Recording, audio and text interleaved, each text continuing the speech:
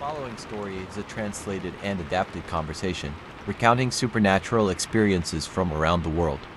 This content is intended for entertainment purposes only. Listen with an open mind and enjoy the thrill of the unknown.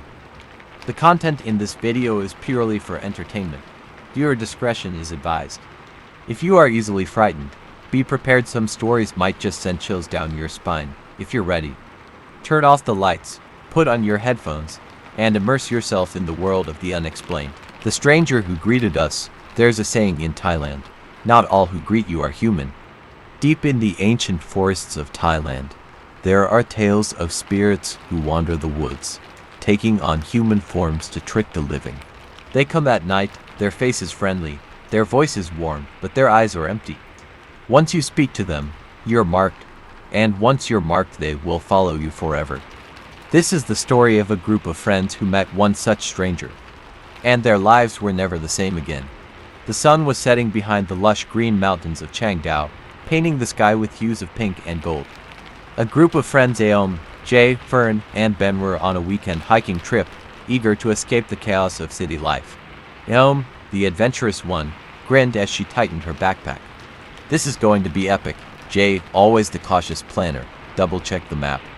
We should reach the campsite before dark. Let's keep moving. Fern, cheerful and curious, was snapping photos of the scenic views. These are going to look amazing on my feed. Then, the quiet but reliable friend simply nodded. Let's go. They followed the winding trail, surrounded by dense trees that seemed to whisper as the wind passed through. Birds chirped, and the leaves rustled, creating a symphony of nature. But as they ventured deeper, the forest grew darker, the air colder. The laughter faded, replaced by an uneasy silence. Fern shivered. Why is it getting so cold? It's supposed to be summer. Aom shrugged, her voice light. We're just high up. Relax, Fern. But Jay's face was tense. We need to hurry. I don't want to be stuck here after dark. Ben glanced around, his eyes narrowing. Feels like we're being watched. They laughed it off, but a chill ran down their spines. The trees seemed to lean in, their twisted branches resembling skeletal arms. The forest felt alive. They finally reached a small clearing just before dusk and set up camp. Aom built the fire, its warm glow pushing back the shadows. There we go. Cozy. They sat around the crackling fire, sharing stories and laughing, their earlier unease forgotten.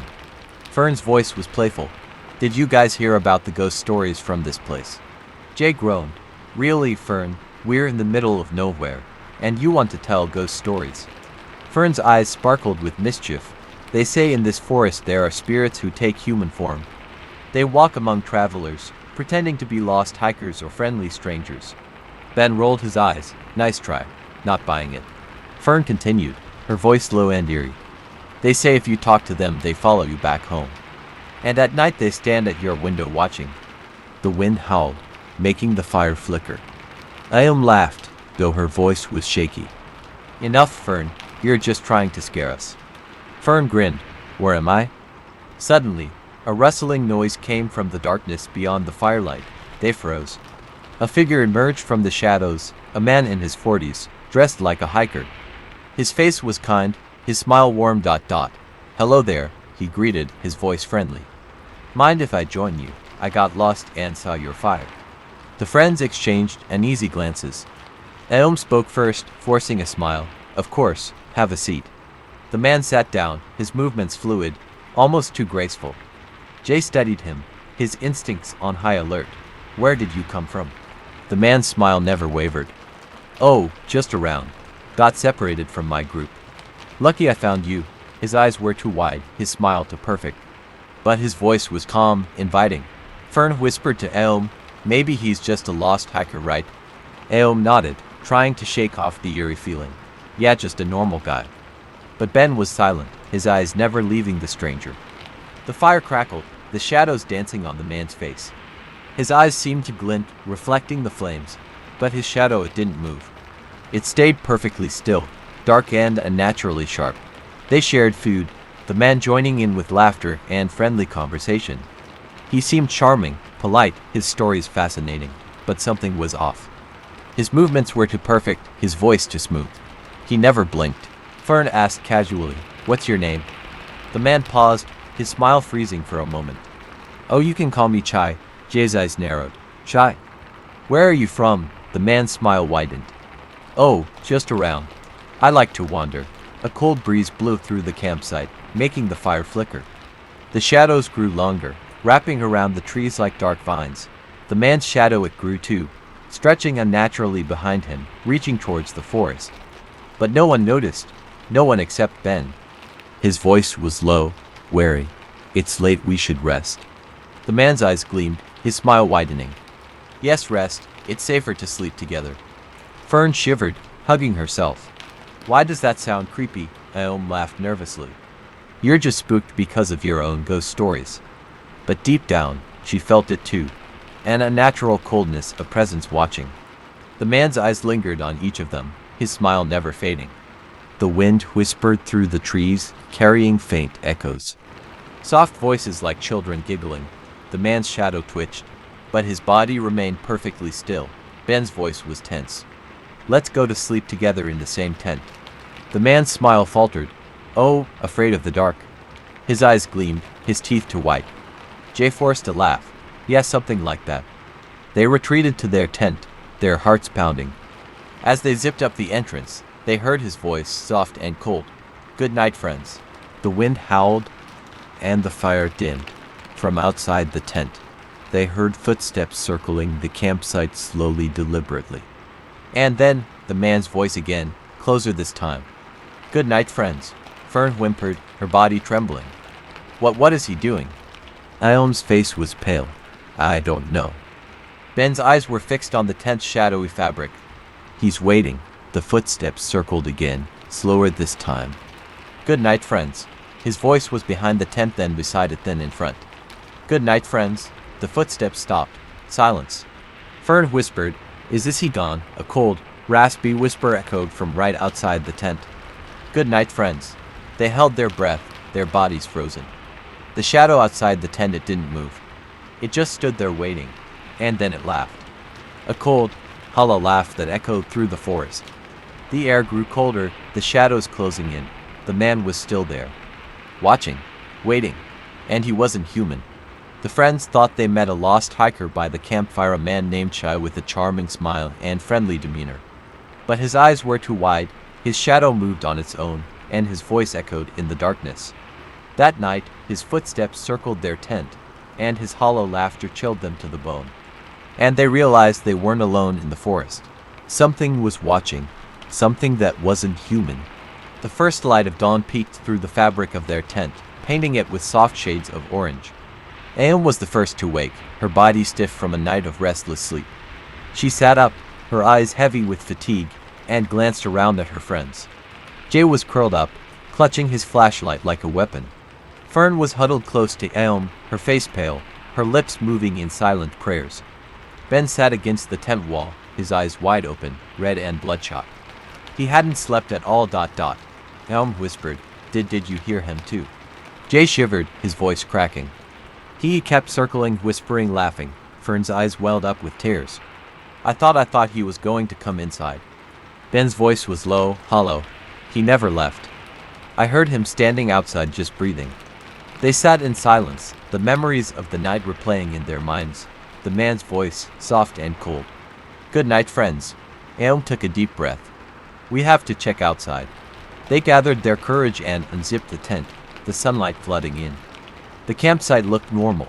The fire was out, the ashes scattered by the wind. Their backpacks and supplies were untouched. But the ground around the tent was covered in footprints. A perfect circle of deep, heavy prints circling the tent over and over again. Jay's voice was shaky. He just kept walking around us. Fern's knees buckled, and she collapsed to the ground. This can't be real. Ben scanned the forest, his eyes sharp. He's still here. I can feel it. Aom swallowed, her throat dry. We need to leave, now. They packed up quickly, their hands trembling, eyes darting to the shadows. But as they prepared to leave, Fern froze. She pointed to a tree near the campsite, her face pale. Look there. Carved into the bark were words. Good night, friends. See you tonight. The letters were jagged, scratched deep into the wood as if by claws. The air grew cold, the wind whispering through the trees. Aom's voice wavered. Let's go now. They followed the trail back the way they came, their pace quick, desperate to leave the cursed forest behind. But the path felt different, narrower, darker. The trees were closer together, their branches twisted like skeletal arms. Fern whispered, This isn't the way we came. Jay pulled out his map, his hands shaking. It should be, but nothing matches. The trail twisted and turned, leading them deeper into the forest. Ben gritted his teeth. He's doing this, he's leading us somewhere. Aom's heart raced. We can't stop. We have to keep moving.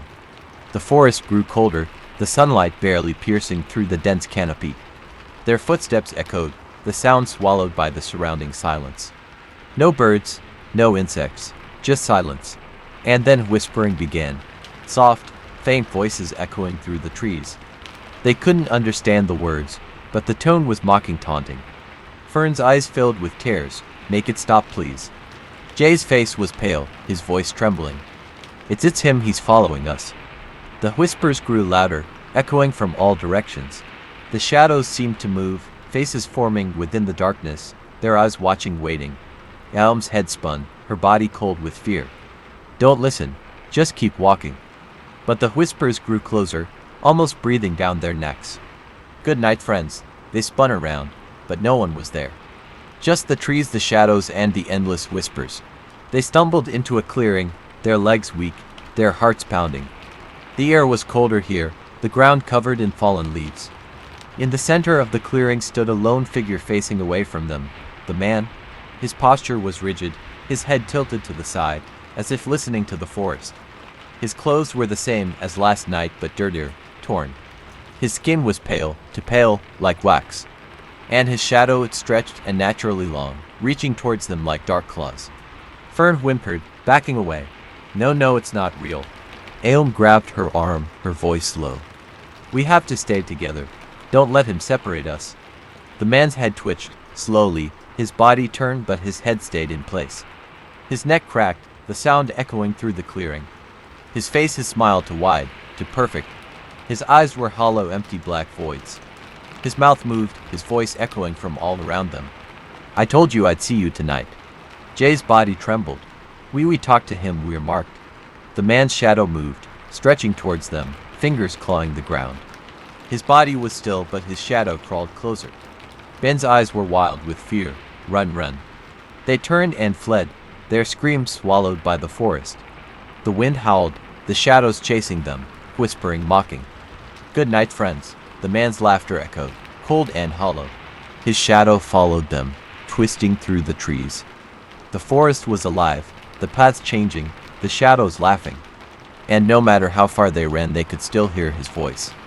Good night, friends. Good night, friends. They were trapped. Mark ... And the man would never let them go. Aom, Jay, Fern, and Ben tried to escape the forest, haunted by the man who shouldn't exist. His voice echoed through the trees. His shadow chased them, stretching and twisting in unnatural ways. They were marked, cursed. No matter how far they ran, his laughter followed. The forest was changing. The paths were shifting. They were lost. They ran until their legs burned, their lungs aching for air ... Branches scratched their faces, roots tripped their feet, but they couldn't stop. Aom led the way, her eyes wild with fear. Don't look back. Keep going. Fern's sobs echoed through the forest, her hands clutching Aom's backpack. I can still hear him, he's behind us. Jay's face was pale, his voice a whisper. No matter how fast we run, his shadow keeps up. Ben's eyes were wide, his body trembling. We're trapped, he won't let us leave. They stumbled onto a narrow trail, the dirt uneven, covered in fallen leaves. Aom glanced around. This looks familiar. Jay pulled out his map, his hands shaking. It's the same trail, the one we took earlier, but we've been running in circles. Fern's voice broke. How is that possible? Ben's face was pale. He's playing with us, leading us where he wants. A cold wind blew, carrying a faint whisper. Good night, friends. Fern screamed, covering her ears. Make it stop, please. Aom grabbed her shoulders. Stay with me. We can't lose it now. Jay looked at the trees, his voice hollow. They're there watching us. The branches twisted, forming faces within the shadows. Eyes stared down at them, hollow and black. Mouths moved, whispering softly. Good night, friends. Aom's chest tightened. We need to get out of this trail. It's cursed. Then pointed to a narrow gap between the trees. There, maybe we can cut through. They pushed through the dense foliage, leaves scratching their skin. The forest was darker here, the air colder. But the voices faded, the whispers growing distant. They were finally leaving the cursed path, or so they thought. They stumbled upon a small clearing. In the center stood an old, abandoned cabin, its wooden walls covered in moss, the windows shattered. Aom's heart sank. This wasn't on the map. Jay's hands trembled. It can't be real. Fern clutched Aom's arm. We shouldn't go near it. Ben's face was pale.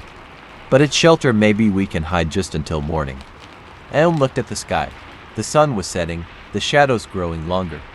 They were running out of time. She took a deep breath. We'll check inside. Just to rest for a little while. They approached the cabin, the wooden steps creaking beneath their feet. The door was slightly ajar, hanging off its hinges. Aom pushed it open, the wood groaning. Inside was dark, the air cold and stale. Dust covered the floor, cobwebs hung from the ceiling. It felt abandoned, forgotten. But safe. They collapsed on the floor, their bodies exhausted, their minds frayed. Jay leaned against the wall, his voice shaking. Do you think he can find us here? Aom's eyes were heavy. I don't know, but we needed a break just to catch our breath. Fern curled up next to Aom, her body trembling. I'm scared. I don't want to hear his voice again. Ben sat by the window, staring into the darkness. I'll keep watch, just rest for a bit. Aom's eyelids grew heavy, her body sinking into the cold floor. The cabin was silent to silent. She closed her eyes, the darkness embracing her. But then the whispers returned. Soft at first, faint echoes drifting through the cabin. Aom's eyes snapped open, her heart pounding. She looked around. Her friends were asleep, their faces pale, exhausted. But the whispers grew louder, familiar, mocking. The voice echoed through the room, cold and hollow. Aom's body went cold, her hands trembling. No, not here. She turned to Ben, still sitting by the window. Ben, do you hear that? Ben didn't move. His body was rigid, his back turned to her. Aom's stomach twisted. Ben. Slowly his head turned, but his body stayed still. His neck twisted at an unnatural angle, the bones cracking. His face was wrong. His mouth was stretched into a wide, hollow smile. His eyes were black voids, empty and soulless, and his voice wasn't his. Aom screamed, stumbling back. Fern and Jay woke with a start, their faces pale. What's wrong? Aom pointed, her voice shaking. That's not Ben. They looked at him, their bodies freezing in fear. The thing that wore Ben's face stood up, its limbs moving stiffly, unnaturally. It stepped towards them, its shadow stretching, crawling across the floor. Its mouth moved, the voice echoing from the walls. Fern backed away, tears streaming down her face. No, stay away. Jay grabbed a broken piece of wood, his hands trembling. We won't let you take us. The thing's head tilted, the smile growing wider. You already belong to me. Its shadow lunged forward, wrapping around them, cold and suffocating. The room went dark, the air heavy with the scent of earth and decay. Aom's screams echoed through the cabin and were swallowed by the shadows. The last thing she heard was his voice. Good night, friends. Aom, Jay, and Fern sought refuge in the abandoned cabin, but the entity followed. It took Ben, twisted him into something monstrous. His voice was hollow. His eyes were empty. The shadow consumed them. There was no escape. Only darkness and his haunting whisper. Aom's vision blurred, darkness clawing at her. She heard Jay's desperate shouts, Fern's terrified sobs. But Ben, or whatever wore his face, just laughed. You can't leave, not now. His limbs moved unnaturally, cracking and twisting. His shadow stretched, tendrils wrapping around the room, sealing the exits. The air grew colder, the walls groaning. Aom's chest tightened. They were trapped. The cabin wasn't a refuge, it was a cage. Jay swung the broken wood at the creature, let him go. The thing caught it effortlessly, the wood crumbling to dust in its hand. Its face twisted, mocking. Ben's gone, he let me in. Fern collapsed to her knees, her body trembling. Please just let us go, we didn't do anything. The creature's head snapped toward her, its eyes hollow. You heard me, you saw me, now you belong to me. Aom's mind raced, her heart pounding. There had to be a way out. She grabbed Fern's arm. We have to fight, we can't give up now. Jay's voice was hoarse. How do we fight something like this? Aom's eyes locked on the shadow, writhing and crawling. It's using the darkness, we need light. She pulled out her flashlight, the beam flickering. Together we shined them all at once. Jay and Fern nodded, hope flickering in their eyes. They aimed their flashlights, hands shaking. Aom's voice was firm. Now. The beams pierced the darkness, bright and blinding. The shadow recoiled, hissing. The creature's face twisted, the smile vanishing. Its body convulsed, limbs bending backward. No, you can't escape. The light burned the shadows, the tendrils retreating. The cabin shook, the walls creaking. Cracks appeared, light seeping through. Aom's heart raced. It's working, keep going. They pushed forward, the light growing stronger. The creature's body flickered, its form unstable. It shrieked, the sound piercing. I won't let you go, you're mine. Aom gritted her teeth. You have no power in the light, now leave. Their flashlights blazed, the cabin flooding with light. The creature screamed, its body shattering into shadows, scattering like smoke. The walls trembled, the shadows melting away. The air grew lighter, the cold fading, then silence. They collapsed to the floor, their bodies exhausted, their breaths ragged. The cabin was empty, the shadows gone, but Ben was nowhere to be found. Fern's voice cracked. He's really gone. Aom's chest tightened, tears welling in her eyes. We couldn't save him. Jay's shoulders trembled. He was gone the moment we met that thing. They stood in silence, the weight of loss heavy. Aom wiped her tears, her voice trembling. We need to leave before it returns. They stumbled out of the cabin, the forest quiet, the air warm. The sun was rising, golden light filtering through the trees. It felt safe, peaceful. They followed the trail, the path clear, leading them out of the forest. But as they reached the edge, Fern stopped, her body freezing. Aom turned. Fern, what's wrong? Fern's face was pale, her eyes wide. She pointed back to the tree line. A figure stood there.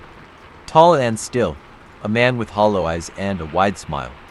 He raised his hand, waving slowly, and his voice echoed through the air. Good night, friends. The whisper lingered, carried by the wind. Aom's heart stopped, her blood running cold. Jay grabbed her arm. Don't look back, just keep walking. They turned away, their bodies trembling. They never spoke of that night again.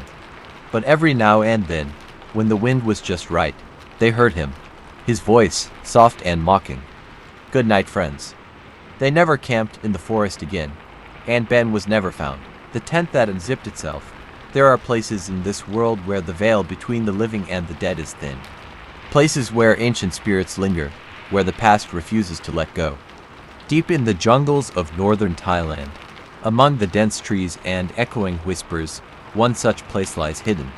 A place known to locals as Falwang, the Great Cliff. A place cursed by the spirits of those who never left. And a place where the living are not always alone, even inside their tents.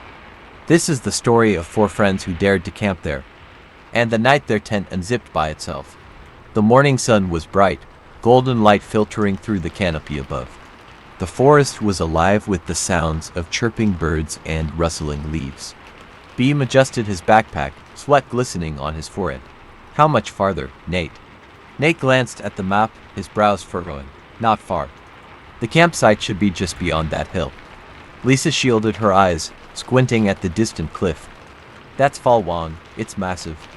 Pat shivered, his voice uneasy. Look, Siri, like it's watching us. Beam laughed, slapping Pat's shoulder. You watch too many horror movies. Nate grinned. Well, the locals did say it's haunted. Something about spirits wandering the cliffside. Lisa rolled her eyes. They always say that. It's just a story to scare tourists. Pat's face was pale.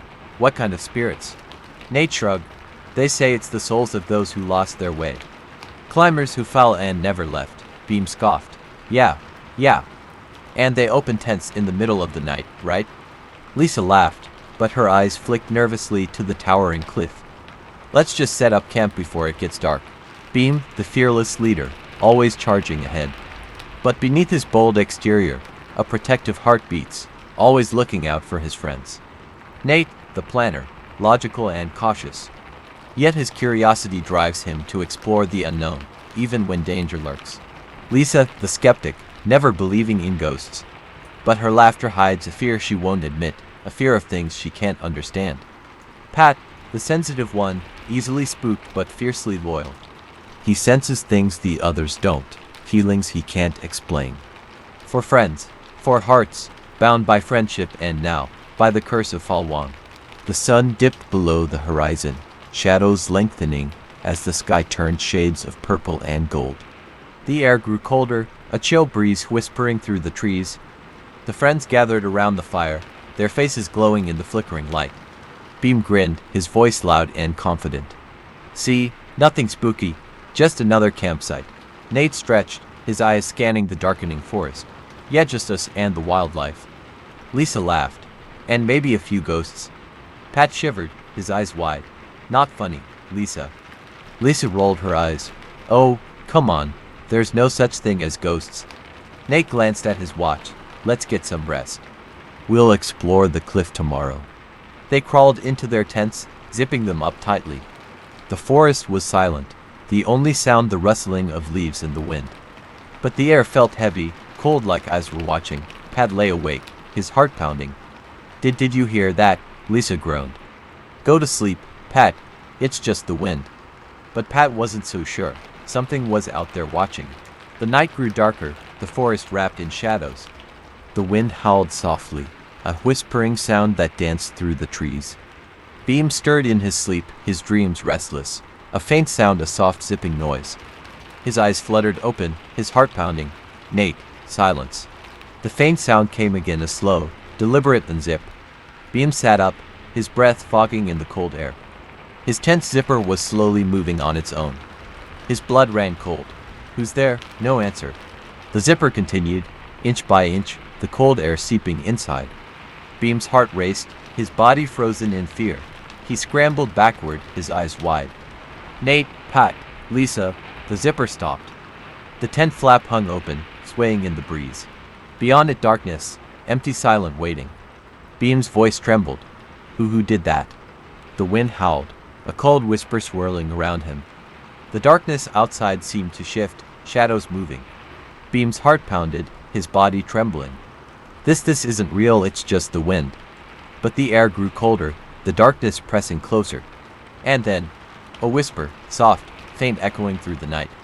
Come out. Beam's blood ran cold. The voice was right outside his tent, a voice that wasn't human. A voice that was waiting just beyond the zipper. In the heart of the cursed forest of Falwang, Beam woke to the sound of his tent unzipping by itself. Cold air crept in, shadows shifting outside. And then, a whisper echoed through the night, come out.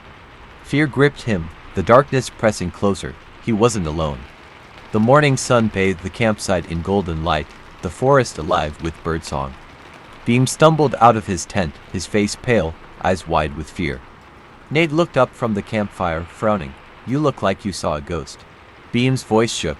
Last night my tent unzipped by itself. Lisa laughed, rolling her eyes. Seriously, Beam? Maybe you didn't zip it properly. Beam's hands trembled. No, it was closed. I checked. And I heard a voice. Pat's face went pale. A voice, Beam nodded. It said come out.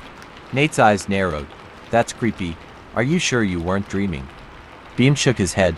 I wasn't asleep. I was wide awake. Lisa crossed her arms.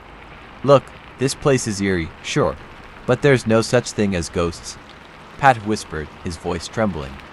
My tent was shaking last night, like something was outside. Lisa's eyes widened. Wait, you two. Nate's face darkened. All right, that's weird. Beam glanced around the clearing, his heart racing. We need to be careful. Something is watching us. The wind rustled the leaves, a cold breeze sweeping through the camp. The forest seemed to whisper, the shadows deeper than before. And the cliff of Falwang loomed above them, silent, watching. As they cleaned up the campsite, Nate stopped, his face going pale. Guys, come look at this. The others hurried over, their eyes widening. Around the tents, in the dirt, were footprints. Small, human footprints circling each tent. Beam's heart skipped a beat. No one left their tent last night, right? Lisa's face turned white. Then who made these? The footprints were delicate, almost childlike. And they circled each tent over and over again. Pat whispered, his voice shaking. They're barefoot. Nate's jaw tightened. No one else is out here. I checked the trail. We're the only ones who came this way. Beam's voice wavered. Then who or what was walking around our tents? The forest was silent, the trees towering above them. The shadows seemed to deepen, the air growing colder. And the wind whispered through the branches, a soft, eerie sound. Pat shivered. We should leave. Nate shook his head. No. We came here to see the cliff. We're not running because of footprints. Beam swallowed hard. Let's stick together. No one goes off alone. Lisa's eyes were wide, her bravado gone. Agreed. But as they packed up their gear, the feeling of being watched grew stronger. The shadows seemed to move, shifting among the trees. And in the distance, from the direction of the cliff, a soft voice echoed, whispering, calling, "Come out." They followed the narrow trail through the dense forest, branches scratching at their arms. The air was cold, the wind whispering through the trees. Pat's voice was low. I don't like this. It feels wrong. Beam glanced back, his eyes scanning the shadows. Stay close. We are almost there. Lisa shivered, hugging herself. It's freezing. Why is it so cold? Nate checked his watch, frowning. It's the middle of the day. It shouldn't be this cold. The forest grew darker, the trees towering above them. The wind grew stronger, swirling around them, carrying a faint whisper. Come out. Pat stopped, his face pale. Did you hear that? Beam's heart raced. Yeah, I heard it. Nate's eyes were wide. Who said that? Lisa's voice trembled. There's no one else here, right? The whisper echoed through the trees, cold and haunting. Pat's hands were shaking. It had sounded like a child. Beam's jaw tightened. Keep moving. Don't look back. But the whisper grew louder, the words clearer. Come out, come play. Lisa's eyes were wide with fear. Who's saying that? Nate's face was pale. I don't see anyone. Pat's voice cracked. It's coming from everywhere. The trees seemed to close in, the shadows shifting. Beam's voice was firm. Don't stop. Just keep walking. But the whisper followed them, echoing through the forest. A voice that was playful, innocent, and cold. Come play with me. Pat choked back a sob. No, I don't want to. The shadows moved, shapes flickering at the corners of their eyes. Lisa's voice was trembling. Beam, what's happening? Beam's face was pale. We need to get to the cliff. We need to get out of here. The whisper grew louder, the voice echoing through the trees. A voice that didn't belong to any living child. A voice that was waiting, calling, come play forever. Beam, Nate, Lisa, and Pat ventured deeper into the cursed forest of Falwang, haunted by whispers and mysterious footprints. A voice echoed through the trees, playful and chilling.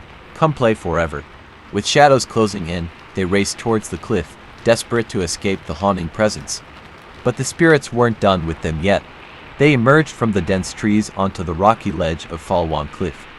The view was breathtaking, the valley stretching out below, blanketed in mist. But the air was icy, a cold wind howling past them. Beam shivered, rubbing his arms. Why is it so cold up here? Nate scanned the area. This place, it feels wrong. Lisa stepped closer to the edge, her eyes wide. Look, there are carvings on the rocks. Pat's voice trembled. What do they mean? The ancient symbols were scratched into the stone, spiraling around the cliff's edge.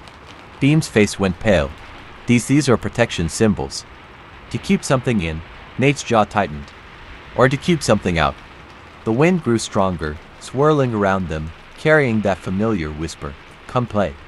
Lisa's face drained of color. It's here. Pat stumbled back, his voice shaking. We need to get out of here. But the ground beneath them trembled, a low rumbling echoing from the cliffside. The mist below began to rise, swirling upwards, taking shape. A figure emerged. A childlike silhouette, featureless, made of shadows and fog. Its voice was playful, echoing through the air. Come play with me, Lisa screamed, stumbling back. No, this can't be real. Nate pulled her away from the edge. Stay together, don't look at it. But Pat was frozen in place, his eyes wide with terror. It's looking at me. The shadowy figure tilted its head, the whispering voice cold and innocent. Play forever. Beam grabbed Pat's arm, shaking him. Pat, snap out of it. But Pat's face was blank, his body rigid. His lips moved, echoing the voice, "Forever, forever." The shadows swirled around him, wrapping around his body like tendrils. Lisa screamed, "No, Pat!" Beam lunged forward, grabbing Pat's arm. "Hold on, I won't let go." The shadowy figure's whisper grew colder, the air freezing around them. "Mine forever." Pat's eyes turned black, his voice hollow. It wants me, I can't." His body jerked, pulled towards the edge by the shadowy tendrils. Nate grabbed Beam, his voice urgent. "We can't save him, we need to go." Beam's eyes were filled with tears. "No, Pat, please." Pat's face softened for a moment, his eyes returning to normal. "Beam, run, don't look back." And then the shadows pulled him over the edge. Pat's scream echoed through the valley, swallowed by the mist below. Lisa collapsed, sobbing. No, this isn't happening." Nate's face was pale, his fists clenched. "We need to leave now." Beam stood frozen, staring at the cliff's edge. It took Pat. The shadowy figure remained, standing at the cliff's edge, its head tilted in curiosity. Its voice echoed, cold and mocking, "Come play forever." The symbols on the rocks glowed faintly, pulsing with ancient energy. But the shadow didn't retreat. It took a step closer. Beam's heart raced. "It's coming for us." Nate pulled him back. "We need to break the curse. We need to end this before it takes us all." Lisa looked at the ancient carvings, her voice trembling. "These symbols, they're meant to bind it here." Beam's eyes widened, "But they're fading." The wind howled, the shadowy figure drawing closer. Its whisper was relentless, echoing through the air. "Come play forever." Nate's jaw tightened. "We need to restore the symbols. It's the only way to seal it." Beam looked at his hands, his fingers trembling. "But how?" Lisa's voice was low. "There's only one way, blood. It needs a sacrifice." The shadowy figure's laughter echoed, cold and hollow. Beam's face was pale. "Then one of us has to stay." Nate's eyes were wide. "No, we're not leaving anyone behind." The shadow's whisper grew louder, its tendrils reaching out. "Play with me forever." Lisa's voice shook. "It wants a playmate. It wants a soul." Beam looked at the cliff's edge, his heart pounding. "Pat, it took Pat." Nate's eyes were fierce. "Then we end this for Pat." The shadows swirled, the air growing colder. The ancient curse was awakening. And the spirits were hungry. Beam, Nate, and Lisa stood on the edge of Falwan Cliff, facing the shadowy figure that had taken Pat. The ancient symbols meant to seal the curse were fading, their power weakening. The shadows drew closer, cold and relentless, whispering, "Come play forever." To end the curse, a soul must be sacrificed. But who would make the ultimate choice? The air grew colder as the shadowy figure floated closer, its tendrils reaching out. Beam's heart raced. "It's coming for us." Nate's face was pale but determined. "We end this, now." Lisa looked at the glowing symbols on the rocks. "We need to restore them with blood." Beam's eyes widened. "Blood? But whose?" The shadow's voice was playful, echoing around them. "Come play forever." Nate's jaw tightened. "It took Pat and it won't stop until it has us all." Lisa's face was pale, her hands trembling. "It needs a playmate, it needs a soul." Beam's eyes filled with tears. "Pat, he tried to warn us." The shadowy figure's head tilted, its voice cold and mocking. "Pat is mine forever." Nate clenched his fists. "No. We're not leaving him." Lisa looked at the symbols, her voice cracking. We can seal it, but one of us has to stay." Beam's face turned pale. "Stay, but that means..." The shadow's laughter echoed, the tendrils swirling around them. "Play with me forever." The ground trembled, the cliff's edge crumbling beneath them. Nate's eyes were fierce. "We end this. For Pat." Beam looked at his friends, his heart breaking. "Then one of us has to be the sacrifice." Lisa's tears flowed. I can't do it." Nate's face softened. "No one should have to." The shadow's voice grew colder, more demanding. "One must stay." Beam's eyes were filled with determination. "I'll do it." Lisa's face turned white. "No, Beam, you can't." Beam smiled, his eyes sad but resolute. "Pat saved me back there. If it wasn't for him, I would have been taken." Nate's voice cracked. "Beam, don't." Beam stepped towards the symbols, his hands trembling. If I do this, you two can escape." Lisa sobbed. "No, we can't lose you two." Beam looked at the shadowy figure, its tendrils reaching out. This thing, it wants someone to play with, someone to keep it company forever." The shadow's whisper was soft, almost gentle. "Come play forever." Beam took a deep breath. If I give myself to it, the curse will be sealed and you'll be safe. Nate grabbed his arm. No, there has to be another way. Beam's eyes were filled with tears. I'm not as strong as you, Nate. I'm not as brave, but I can do this. I can save you. Lisa's voice was broken. Beam, please don't go. The shadows wrapped around his body, cold and heavy. Beam looked at his friends, his voice shaking. Tell my family, I'm sorry. Double quotes. Nate's eyes were wide with horror. No, Beam, don't. Beam smiled through his tears. Take care of each other and live for me. The shadows pulled him closer to the cliff's edge, his body surrounded by darkness. His voice echoed, soft and distant, goodbye. The ancient symbols glowed brightly, the ground shaking as the curse was restored. The shadowy figure's voice was playful and innocent. Forever mine, forever. Beam's body vanished into the mist, his scream echoing through the valley. The symbols pulsed with light, sealing the curse once more. The shadows retreated, the air growing warm again. Nate and Lisa collapsed, sobbing, the weight of their loss crushing them. The wind whispered softly, a familiar voice echoing. Goodbye, my friends. They looked up, seeing Beam's silhouette standing at the cliff's edge, his face peaceful. He smiled one last time before fading into the mist. The curse was sealed, but Beam was gone, forever. Months later, Nate and Lisa returned to the village, broken but alive. They told the elders about the curse, about Pat and Beam's sacrifice. The shaman nodded sadly. The spirits are cruel. They demand a soul to seal the darkness. Lisa's voice trembled. Will they ever be free? The shaman looked at the mountains, his eyes distant. Their spirits are bound to protect the living from the shadows. Nate's fists clenched. They saved us, but they're trapped forever. The shaman placed a hand on Nate's shoulder. Honor them by living, by remembering their sacrifice. They looked up at Falwang Cliff, the mist swirling gently. A cold wind blew past them, carrying a whisper. Goodbye, my friends. Tears flowed as they stood in silence, mourning their friends. The shadows were sealed, but the wind would always whisper. And the spirits would always watch, forever. Whispers from the depths. In the heart of Thailand's ancient rainforests, there is a legend one whispered from generation to generation. They call it the call from the deep forest. It is said that the spirits of the lost wander those woods, calling out the names of the living, mimicking voices of loved ones. Those who answer are never seen again, but curiosity is a powerful thing. And sometimes curiosity leads you to places you were never meant to go. The sun was beginning to dip behind the mountains, casting long shadows that danced along the moss-covered ground. It was beautiful and haunting. Perfect for an adventure. Are we sure about this? Asked Nate, his voice tinged with unease as he tightened the straps on his backpack. His messy hair and carefree grin usually masked his anxious nature, but not today. Ploy, the boldest of the group, smirked. Come on, Nate. Scared of a little hike? It's just a forest. Win, always the logical one, adjusted his glasses and shrugged. According to the locals, it's more than just a forest. They say it's cursed. Lena rolled her eyes, flicking her ponytail over her shoulder. You believe in that superstitious nonsense. Win shook his head. I'm just saying we should be careful. People have gone missing here. Ploy scoffed. Missing because they got lost, not because of ghosts. Nate glanced at the dense thickets. Still, let's stick together, just in case. With that, they set off, laughter and banter echoing as they made their way deeper into the forest. They were here for adventure, for the thrill of the unknown.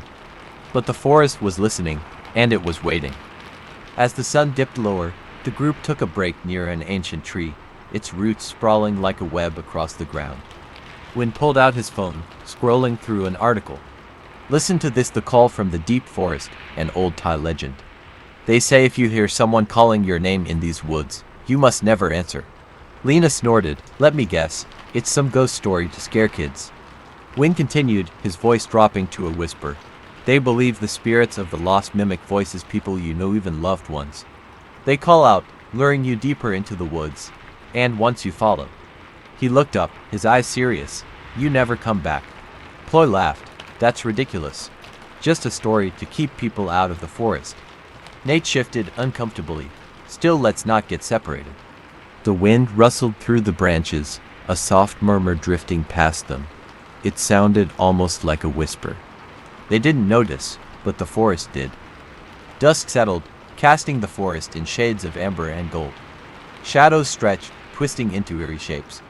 They reached a clearing and set up camp, pitching their tents and gathering firewood. Lena hummed a tune, her voice echoing softly as she arranged the logs. Wind started the fire, the flames crackling, sending sparks dancing into the sky. Nate shivered, pulling his jacket tighter. "It's colder than I thought." Ploy grinned, getting scared already. Before he could reply, a sound echoed through the trees. "Nate." A soft whisper, faint, almost fragile. Nate's head snapped up, his eyes wide.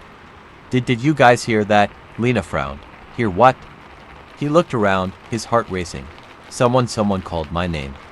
Ploy rolled her eyes. "Seriously? Stop being paranoid. It's just the wind." But Nate was certain. It was a voice, a whisper. He stared into the shadows, the trees swaying gently. "Nate." There it was again. Clearer this time. Lena's face paled. "Okay, I heard that."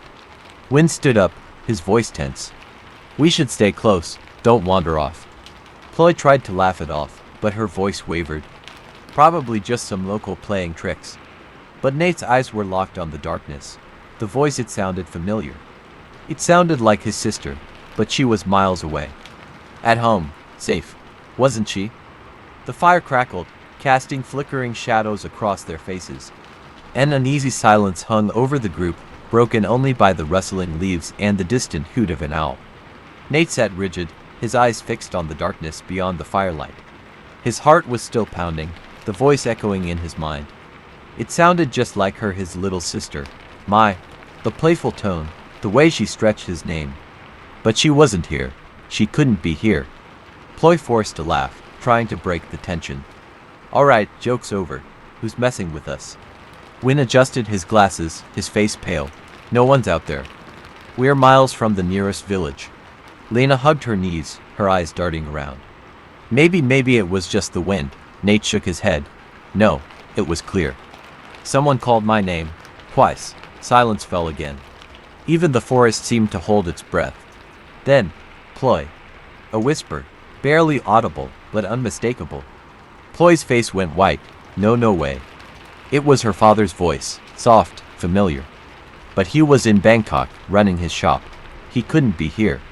The group huddled closer to the fire, the flames dancing wildly as the wind picked up. Lena gasped, clutching Wynn's arm. "Who's out there? Show yourself." Her voice cracked, panic setting in.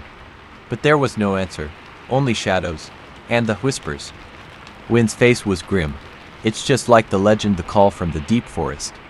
The spirits mimic voices of people you know to lure you deeper." Ploy shivered, hugging herself. "That's just a story, it can't be real." Wynn looked into the darkness, his voice barely above a whisper. "Then how do they know our names?" The question hung in the air, heavy and terrifying. No one had an answer. The wind howled, swirling around them. For a moment, it almost sounded like laughter. Lena stood up, her fists clenched. "Enough of this. I'm not sitting here waiting for some ghost to scare us. I'm going to look around." Nate grabbed her arm. "Are you crazy?" "We need to stay together." Ploy hesitated, her bravado fading. Maybe we should just leave." Wynn shook his head. "It's too dark.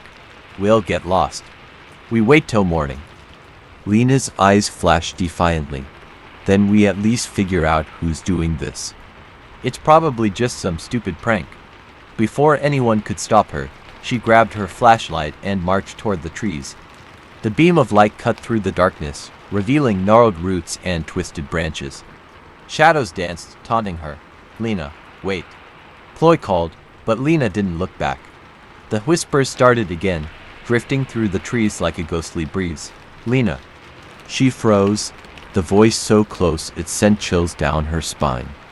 It was her mother's voice, gentle, worried. The same tone she used whenever Lena was out too late. "Mom." Lena's voice shook. "Mom, is that you? Come here, Lena." Her legs moved on their own, taking slow steps toward the darkness. Nate yelled, "Lena, don't." But she kept walking, the flashlight trembling in her grip. The others rushed after her, their footsteps crunching on the fallen leaves. The forest seemed to close in around them, the trees growing denser, their branches intertwining above. The voices grew louder, overlapping, calling out to each of them. Nate, Ploy, Win.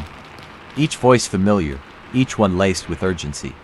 The group huddled together, eyes wide, breaths coming in sharp gasps. Ploy was shaking.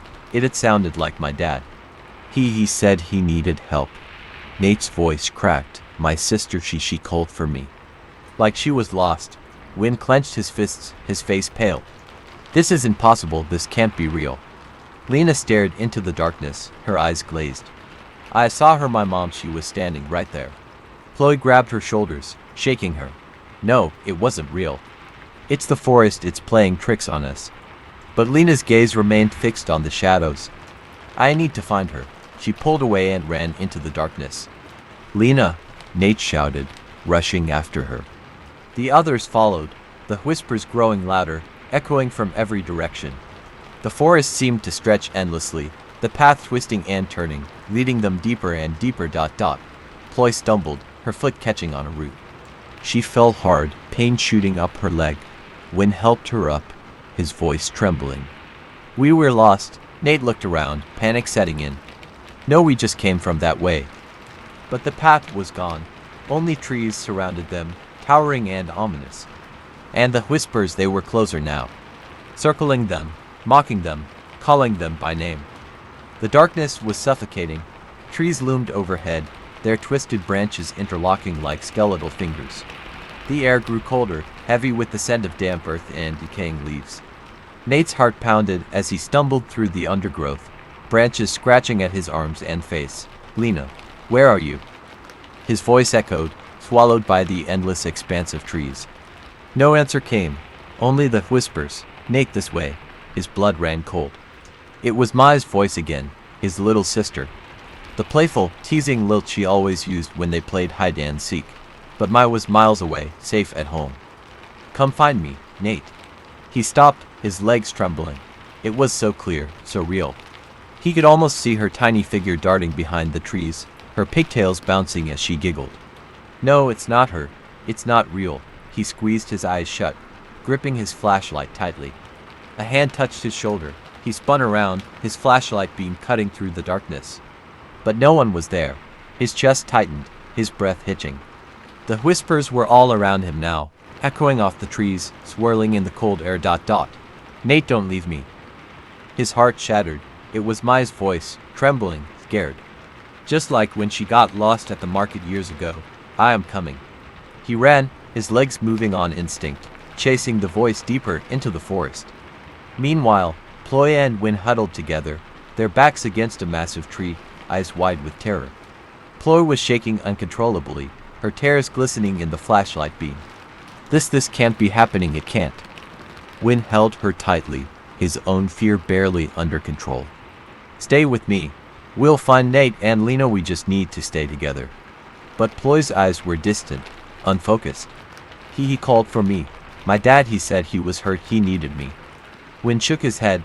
It's not real. It's the forest. It's messing with our minds. Win. His heart dropped. That voice so familiar, so heart-wrenching. Win, why did you leave me? His blood ran cold. It was his grandmother's voice, the one who raised him, the one he couldn't say goodbye to before she passed. Ploy looked up, her face pale. Did you hear that? Win's eyes were wide, his body rigid. No, it's not her, it's not. But the voice grew louder, closer. Win, come back to me. His knees buckled. The pain of regret surged through him, raw and unrelenting. He could almost see her frail figure standing just beyond the tree line, her arms open, waiting for him. Tears streamed down his face. Grandma, I'm sorry, I didn't mean to. Ploy grabbed his arm, shaking him.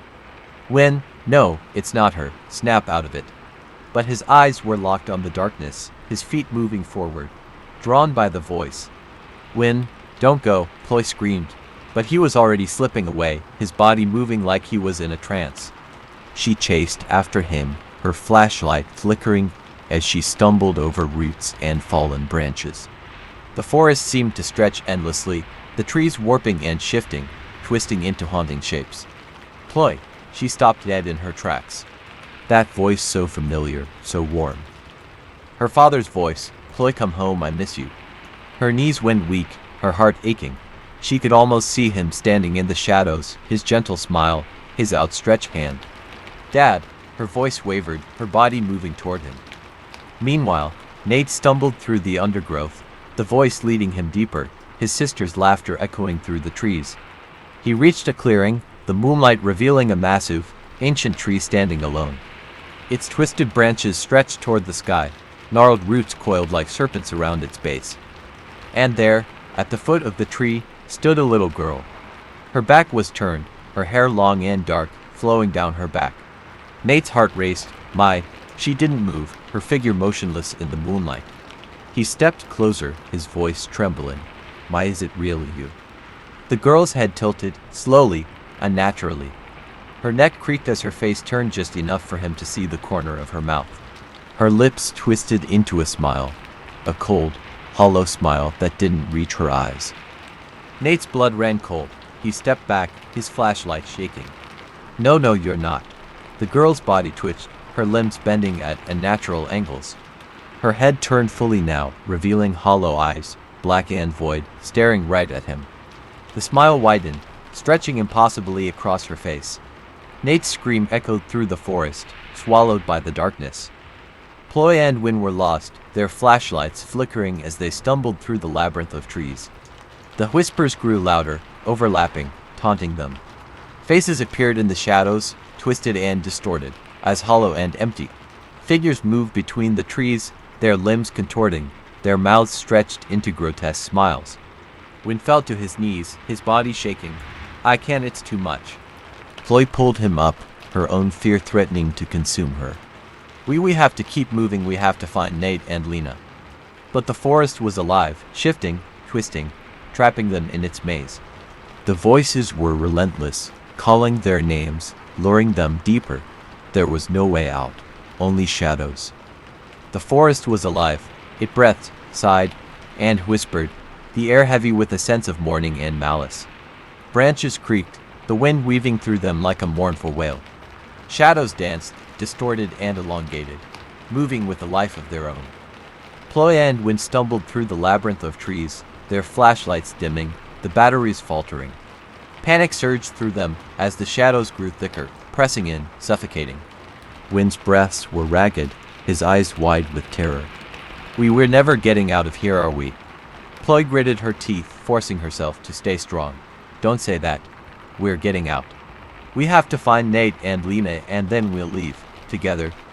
But the forest seemed to laugh at her defiance, the whispers echoing around them, mocking, relentless. "You'll never leave." They turned, their flashlights shaking. Faces flickered between the trees, hollow eyes, twisted smiles. Familiar faces. Ploy's heart dropped. "No, that's impossible." One of the faces stepped forward, its body warped and translucent, its feet hovering above the ground. It was Lena. Her skin was pale, her eyes empty, her mouth curled into a cold, unnatural smile.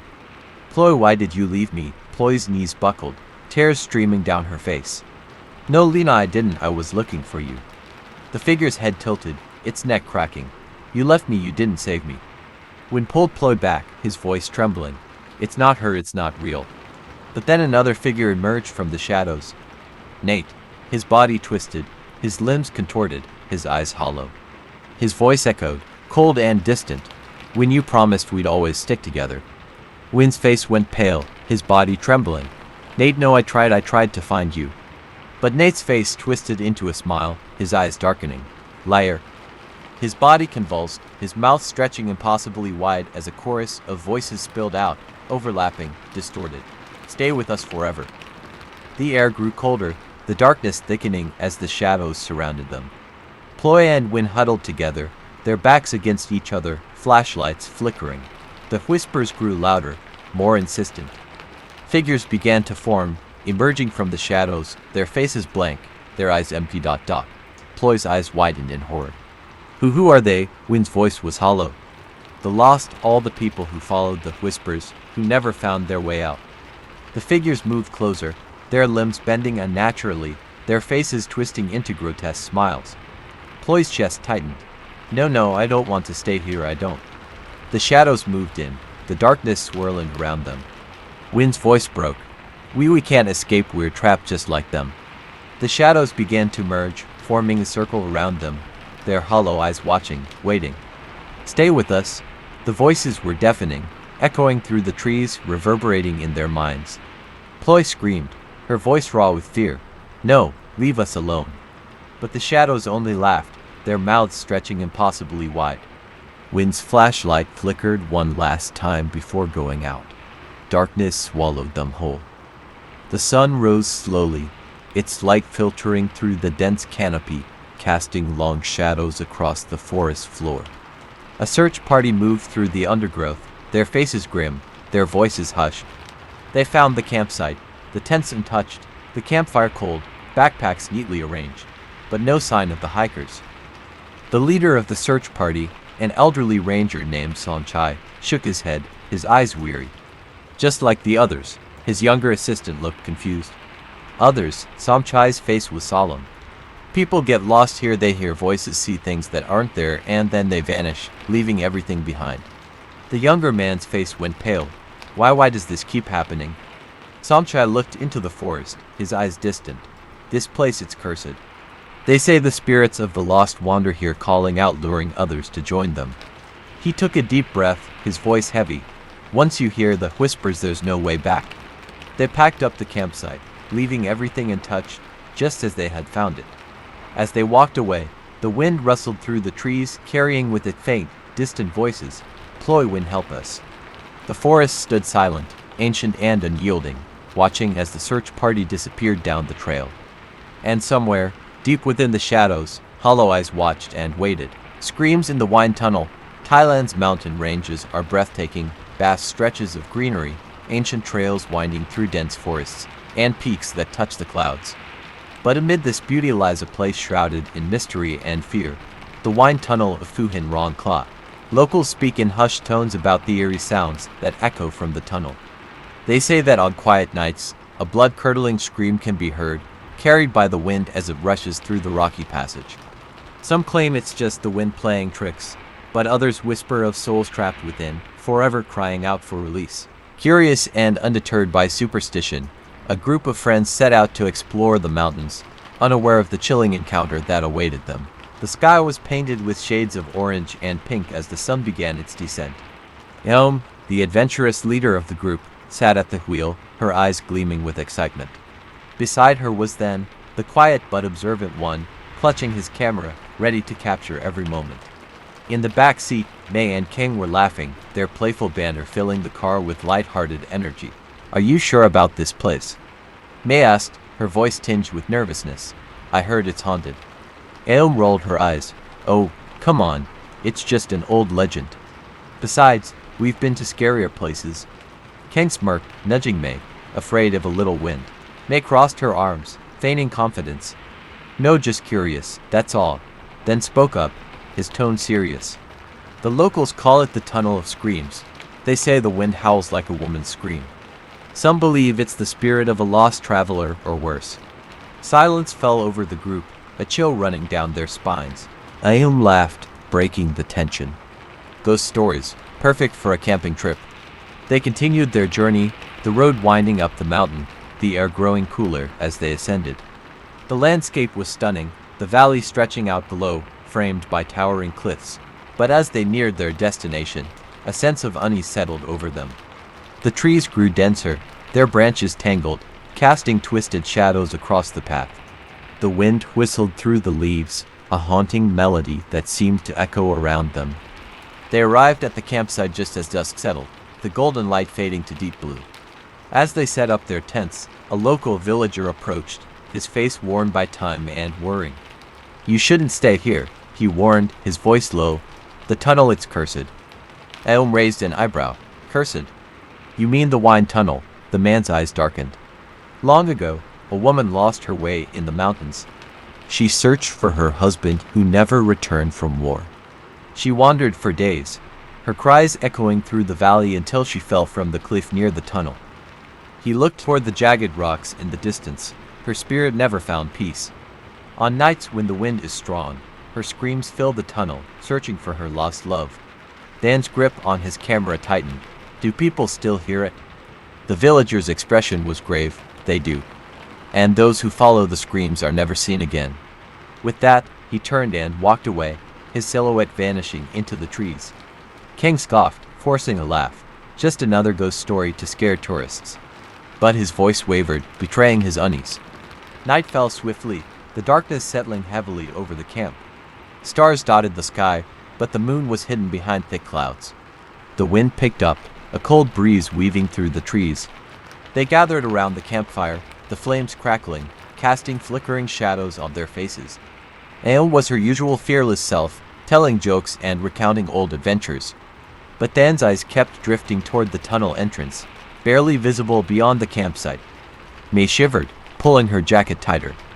It's colder than I thought. Aeon tossed another log into the fire.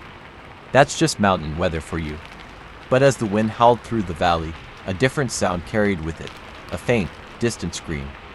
It was high-pitched, almost human, echoing off the rocky walls of the tunnel. It grew louder, piercing the night air before fading into silence. The group froze, their faces paling. May's voice trembled. Did you hear that? King forced a laugh, his bravado cracking. Just the wind, right? Dan's eyes remained fixed on the tunnel. It sounded like someone screaming.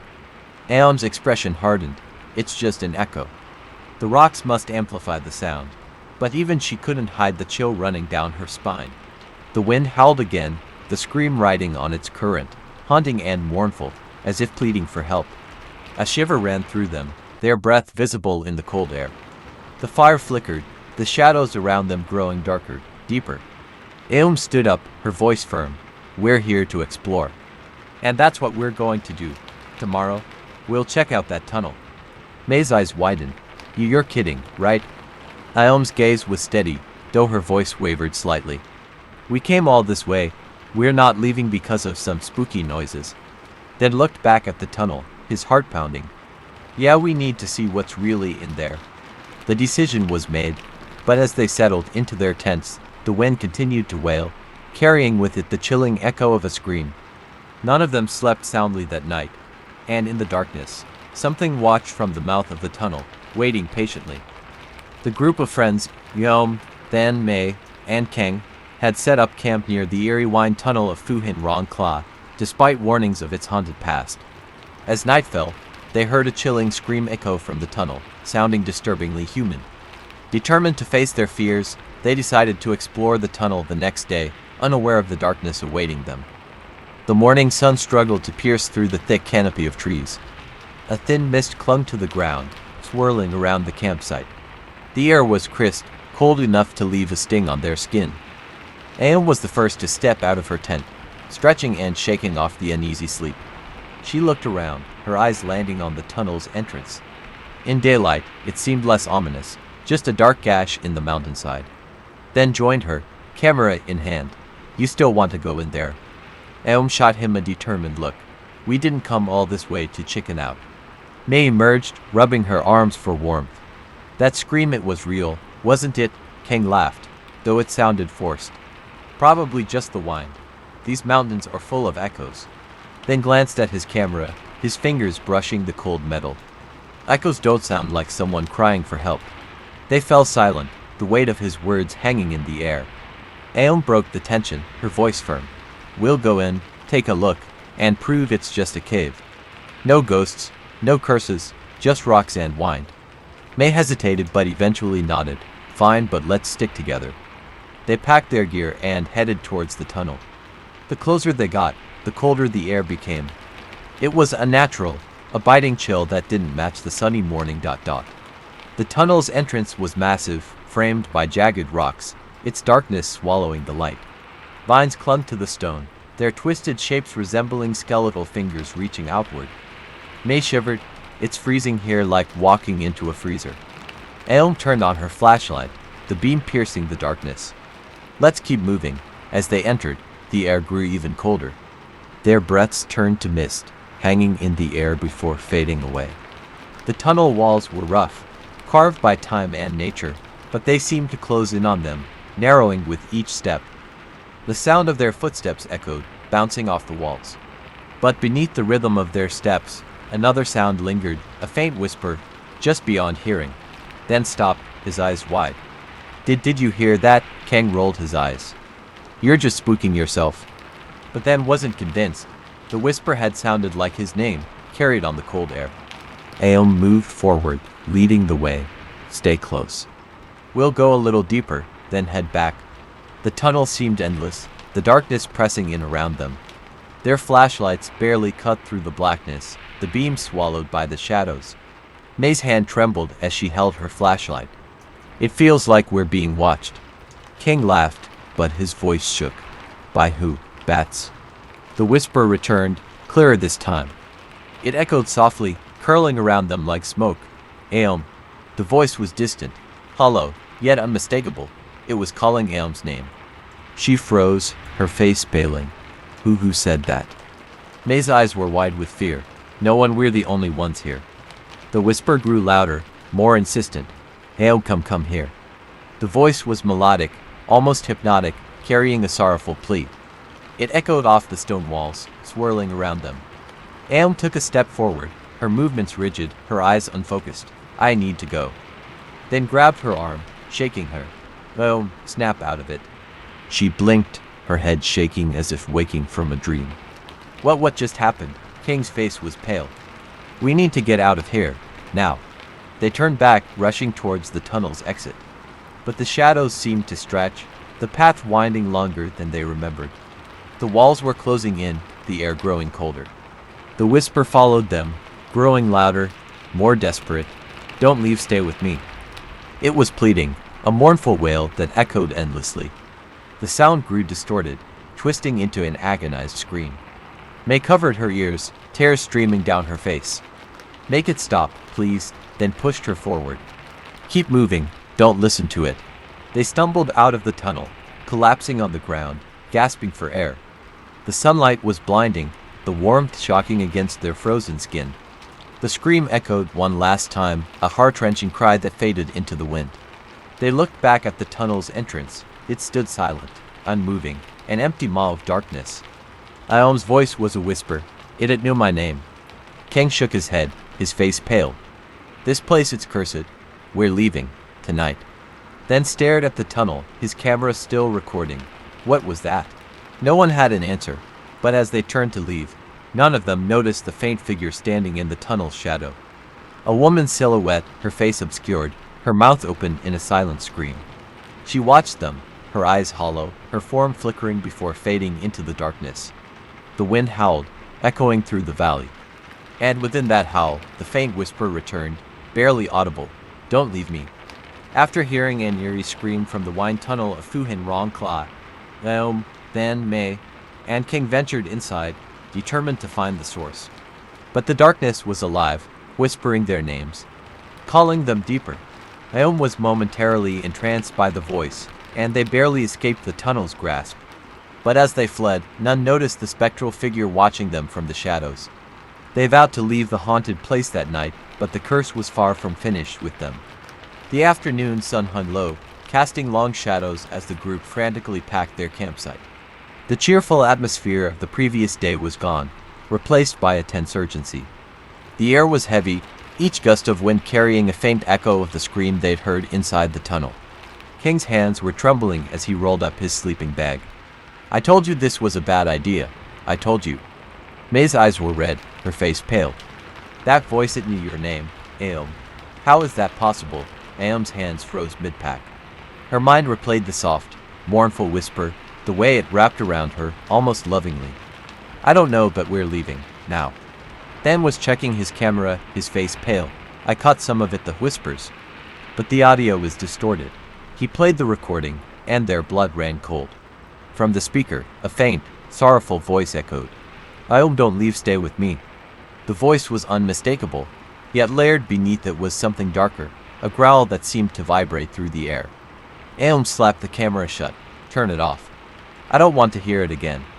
They set off down the mountain trail, moving quickly, almost running. The dense jungle closed around them, the trees swaying ominously as the wind howled.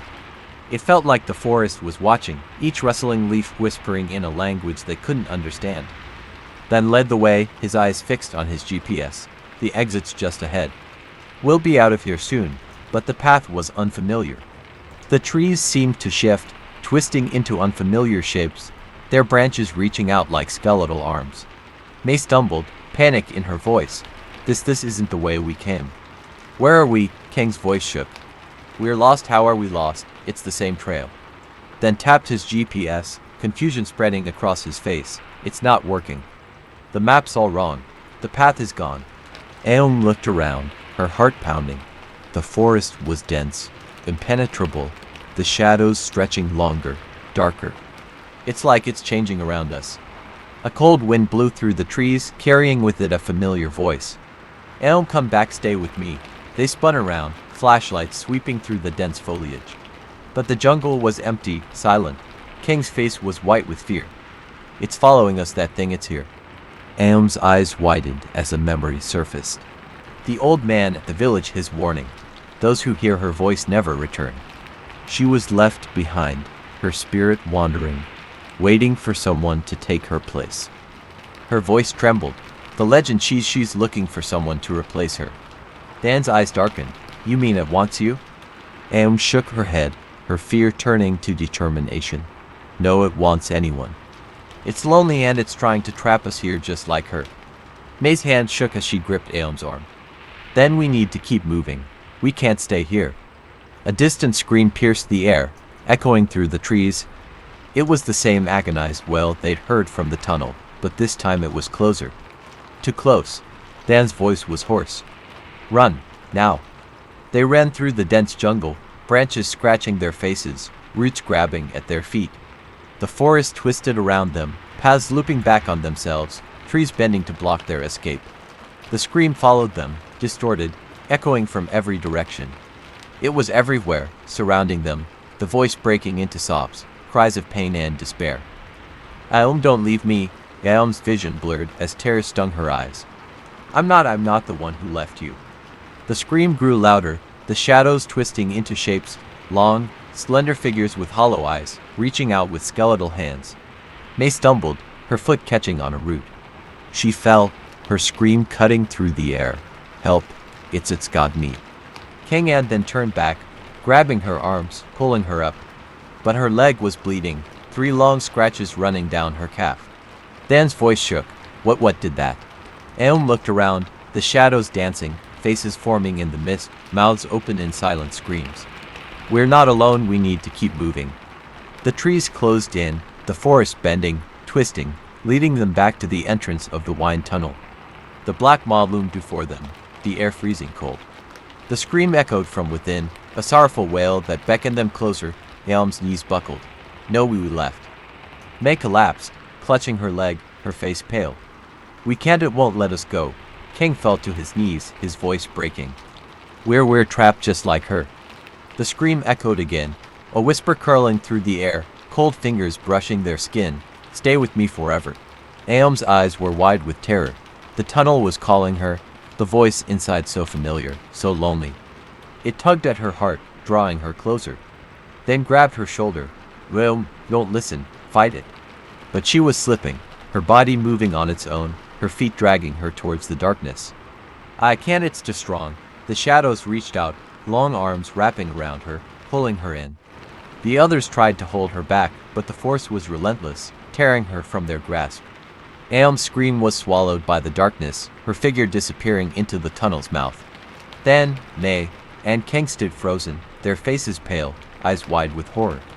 Then the voice returned, whispering through the trees. Aeon is with me forever. The tunnel fell silent, the air growing still. But in the distance, another scream echoed. It was familiar, sounding just like Aeon. The forest watched, its shadows shifting.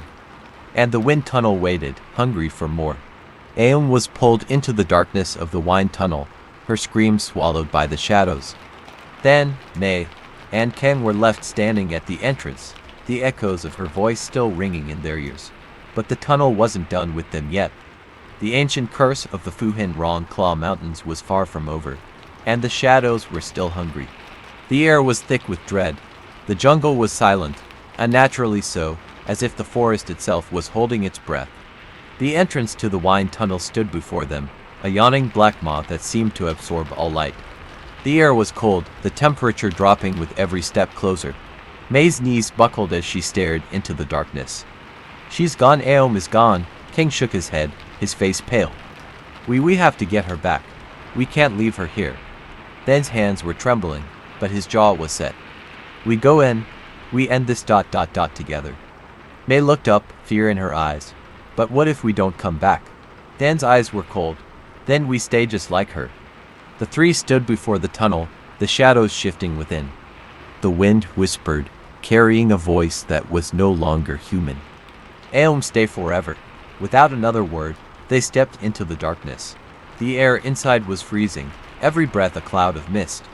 The walls were damp, covered in moss that seemed to pulse beneath their fingers.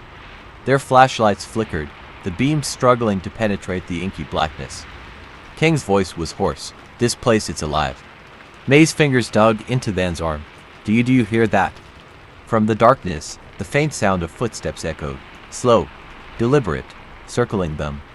Aom's voice called out, distant, echoing off the walls. Help, please, I'm here. Dan's eyes widened. Aom, where are you? But as the words left his mouth, the voice changed, twisting into a distorted mockery of Aom's tone. Here with me forever. The shadows shifted, forming shapes, faces with hollow eyes and twisted mouths, whispering in languages they couldn't understand. May's hands were shaking. We need to leave, this isn't right. But the tunnel seemed to stretch endlessly, the exit lost behind them. There was no going back. The path twisted, leading them to a cavernous chamber deep within the mountain. In the center, a stone altar stood, covered in vines and ancient carvings. Candles flickered around it, their flames unnaturally still. On the walls, carvings depicted a woman, her face contorted in sorrow, reaching out to figures who turned away, abandoning her. Beneath her, shadows crawled, wrapping around her body, pulling her into darkness. Dan's eyes widened as the legend pieced together. She was left behind, betrayed by those she loved, and her spirit, it became this. May's voice trembled. She's trapped here and she wants someone to take her place. The air grew colder, the shadows swirling around them. The candles flickered, their flames dancing as a figure stepped out from the darkness. Aom stood before them, her face pale, eyes vacant. Her mouth moved, but her voice was not her own. It was layered, distorted, echoing with the sorrow of the ancient spirit. Aom is mine now, she stays forever. Then stepped forward, his voice breaking. No, Aom, fight it. You're stronger than this. Aom's body moved jerkily, like a marionette on strings. Her head tilted, eyes empty. She belongs to me just as you will. The shadows erupted from the walls, tendrils of darkness lunging at them. May screamed as the shadows wrapped around her, pulling her towards the altar. Kang grabbed her arm, fighting against the pull. No, let her go, then ran to Aom, shaking her. Aom, wake up, fight it. For a moment, her eyes flickered, her lips trembling. Then help me. But the spirit's voice took over, a guttural growl. She is mine. The shadows surged, knocking them to the ground. Kang and May struggled, their bodies being pulled towards the altar. Dan's vision blurred, the darkness consuming everything. He heard the spirit's voice, whispering, calling his name. Then stay with me forever. Dan's eyes snapped open. He remembered the carvings. The woman was trapped because she was abandoned, left alone. She needed someone to replace her. His voice was firm. You were left behind, betrayed. But I won't leave you, I'll stay, take me instead. The shadows paused, the air growing still. Aom's body froze, the spirit's face contorting in shock. You would stay for her. Then nodded, tears in his eyes. Yes, I won't leave her, not like they left you. The spirit's face softened, her hollow eyes glistening. Alone for so long, so cold. The shadows hesitated, their grip loosening on Kang and May. The candles flickered, the air warming ... The spirit's voice wavered, a whisper of sorrow. Then you will stay and she will go. Aom collapsed, her body limp. May and Kang pulled her away, holding her tight. Then looked back, his eyes meeting the spirit's. Her face was no longer twisted in anger. She looked human. She reached out, her fingers brushing his cheek. Thank you for not leaving me alone. The shadows wrapped around him, pulling him towards the altar. His body grew cold, his vision fading. But he smiled, his last words a whisper. Take care of her for me." Aum woke up, her head throbbing. May's tear-streaked face was the first thing she saw. "Aum, you're back." Kang's voice was hoarse. We thought we lost you." Aum's eyes widened. "Then where's then?" May's face fell, tears streaming down. He stayed for you, for us." Aum's heart shattered. She looked at the tunnel, now silent, the darkness no longer moving. But as the wind blew, she heard his voice, soft and gentle. "Take care, Aum." She broke down, her cries echoing through the jungle. The wind tunnel stood still, its curse finally broken. But in the shadows, a figure stood, watching. A man, his face soft, his eyes warm. Dan's spirit lingered, guarding the place he had chosen to stay, forever. The Curse of the Red Burmese. In July 2011, 3 military helicopters crashed within a span of just 9 days in the dense jungle of Keng Krachan National Park, Thailand. The first, a Huey helicopter, went down while on a reconnaissance mission near the Thai-Myanmar border, killing all 5 on board. Days later, a Black Hawk was sent to recover the bodies only to suffer the same fate. Then, a third helicopter, about 212, dispatched for a rescue operation, also crashed under eerily similar circumstances. The official reports cited bad weather and mechanical failure. But among the locals and veteran rangers, there was another explanation, a dark tale of vengeance, curses, and restless spirits. They called it the Curse of the Red Burmese. In 2024, a documentary crew set out to uncover the truth behind these mysterious crashes. Led by Sakai, a seasoned journalist, the team consisted of Mei, a historian specializing in Southeast Asian folklore, Niran, a former military pilot, and Tun, a skeptical cameraman who dismissed supernatural stories as mere myths. Their mission was simple: travel to Keng Krachan, interview the locals and surviving rangers, and retrace the doomed flight paths to separate fact from fiction. But as they ventured deeper into the jungle, they would soon realize that some stories are meant to remain untold. One night, while gathered around a dimly lit fire in a ranger outpost, an old forest ranger named Uncle Prazert shared the tale that had haunted the region for generations. Many years ago, when this land was still a battlefield between Thai forces and Burmese invaders, he began, his voice gravelly with age. A ruthless Burmese general led his army through this very jungle. He was known as Payadang, the Red Burmese. They say he was a monster in human form, Prazert continued, staring into the fire. He slaughtered entire villages, burned their homes, and left nothing but ashes. But one day, his cruelty met its match. The local shamans, unable to fight his army with weapons, turned to darker means. They placed a powerful curse upon him, a curse that bound his spirit to this land forever. What happened to him? Mei asked, gripping her notepad. Prazert sighed. They say his men abandoned him in fear. Alone and wounded, he tried to escape, but the jungle swallowed him whole. No one ever found his body, but the curse remained. And anyone who dares to enter this land with ill intentions will never leave. A heavy silence fell over the group. Even Tun, the skeptic, shifted uncomfortably. As the night deepened, a strange unease settled over the camp. The jungle, once alive with the sounds of insects and night birds, had grown eerily silent. It was as if the forest itself was holding its breath. Then came the whispering. Faint, distant, but unmistakable soft voices carried by the wind. The language was unfamiliar, the tone urgent yet mournful. Sakai froze. Did you hear that? Mei nodded slowly. It's like chanting. Tun scoffed, though his hands trembled slightly. Probably just the wind, but Niran, the former pilot, paled. I've heard that before. Everyone turned to him. What do you mean? Sakai asked. Niran swallowed hard. I was stationed here in 2011. I knew some of the pilots who crashed. Before the first helicopter went down, they reported hearing strange voices over the radio, like someone was whispering to them in Burmese. A gust of wind howled through the trees, sending shivers down their spines.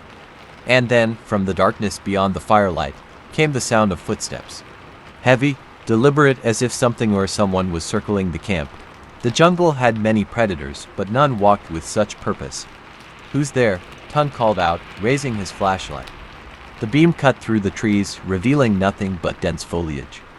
But just as he lowered the light, a figure flickered at the edge of his vision, tall, shadowed, and motionless. When he turned back, it was gone. The fire crackled, casting long, distorted shadows around them. Uncle Prazert's voice broke the silence. "You should leave while you still can." But it was too late. The jungle had already decided their fate. The deeper they ventured into the jungle, the heavier the air became. Captain Thanakern led the way, his grip tightening on the map that was already damp with sweat. Following behind were Sergeant Prazert and Lieutenant Witcheye, their boots sinking into the wet earth with each cautious step. Their mission was clear: investigate the crash site of the second helicopter. The first had gone down only a week before, and the second had followed, inexplicably, just days later. Some called it coincidence, but others whispered of the Phi Fama Deng, the vengeful Burmese spirits said to haunt this land since the ancient wars. As they pressed on, a thick mist curled around them, obscuring their vision. "Stay close," Thanakern ordered. The jungle was eerily quiet, save for the occasional rustle of unseen creatures. Then came the whispers. At first, it was subtle, a faint murmur carried by the wind. But as they moved forward, the sound grew clearer. It was a voice, distant yet distinct. "Help me." Prazert stopped in his tracks, his face pale. "Did you hear that?" Witcheye nodded, his fingers twitching near his holster. It sounded like someone calling out, but from where? He turned in slow circles, scanning the misty undergrowth. Thanakern exhaled sharply. "It's the jungle playing tricks on us. Keep moving." But the further they walked, the louder the voices became. The whispers layered over one another, overlapping, merging into indistinct murmurs, pleading, crying, warning. Then, suddenly, a scream. A gut-wrenching, blood-curdling scream ripped through the jungle, echoing through the trees. It came from ahead, near where the second helicopter was supposed to have crashed. The team broke into a sprint, adrenaline surging through their veins. The mist thickened, and just as Thanakern was about to call for a halt, they stumbled upon the wreckage of the second chopper. Its frame was twisted, blackened by fire, with vines already beginning to reclaim it. The eerie part, there were no bodies, no signs of the crew. Just an empty, shattered machine in the heart of the jungle. Then, from the trees, they saw it. A shadow moved, floated between the trunks, just beyond their vision. Not walking, but gliding. A figure in tattered red garments, its face obscured by darkness. Witcheye raised his rifle, but Thanakern grabbed his wrist. "Don't. Whatever it is, it's watching us." The air turned ice cold. The whispers returned, louder, circling them like a storm. The jungle, once silent, now pulsed with unseen voices. Then, a new sound: rotor blades. Somewhere in the distance, a helicopter approached. Relief washed over the team. Reinforcements had arrived. But then Witcheye gasped, "No, that's impossible." Thanakern turned, following his gaze. The helicopter in the sky bore a familiar marking, a call sign they had seen before. It was the first helicopter that had gone down. Their radios crackled to life. A distorted voice cut through the static, barely comprehensible. "You shouldn't have come." The sound of rotors grew deafening. Then, everything went dark. The dense jungle of Kangkratchen National Park loomed over Captain Somchaya and his team as they ventured deeper into the crash sites. The eerie silence was only interrupted by the distant calls of unseen creatures and the occasional rustle of the undergrowth. The weight of the previous days bore heavily on the Group 3 helicopter crash in the same vicinity within a week, each under inexplicable circumstances. The wreckage of the second helicopter, a military transport chopper, lay twisted and charred in a small clearing. Captain Somchaya and Lieutenant Niran exchanged uneasy glances. Unlike the first crash site, where the wreckage was relatively intact, this one seemed almost as if it had been consumed by an unnatural force. The bodies of the soldiers aboard had been recovered earlier, their remains found scattered and eerily undisturbed by scavengers, a chilling contrast to the reality of the jungle. "This place isn't right," Sergeant Girawat muttered, his grip tightening on his rifle. "I've been in plenty of crash, but this feels wrong." Niran nodded, wiping sweat from his brow. "It's not just the crash, is it? The way the bodies were found, the fact that the jungle animals won't even come near them. It's as if something else is at play." One of the local rangers, an older man named Uncle Preacha, stepped forward. His face was grim as he surveyed the area. "There is an old legend about this forest," he began, voice hushed. "Long ago, when the Burmese army marched through this land, they were ambushed and massacred here. It is said that their spirits never left. Some call it the curse of the Red Burmese. Somchai scoffed, but not without unease. You really think an old war curse could bring down 3 helicopters? Preacher met his gaze steadily. Call it what you will, Captain. But something unnatural resides here, and it does not take kindly to intruders. The air suddenly shifted. A strong gust of wind howled through the trees, carrying with it a faint, almost imperceptible whisper. The entire group froze, listening. Then, the sound of movement. Not from an animal, but from something unseen, circling them. Footsteps deliberate, slow.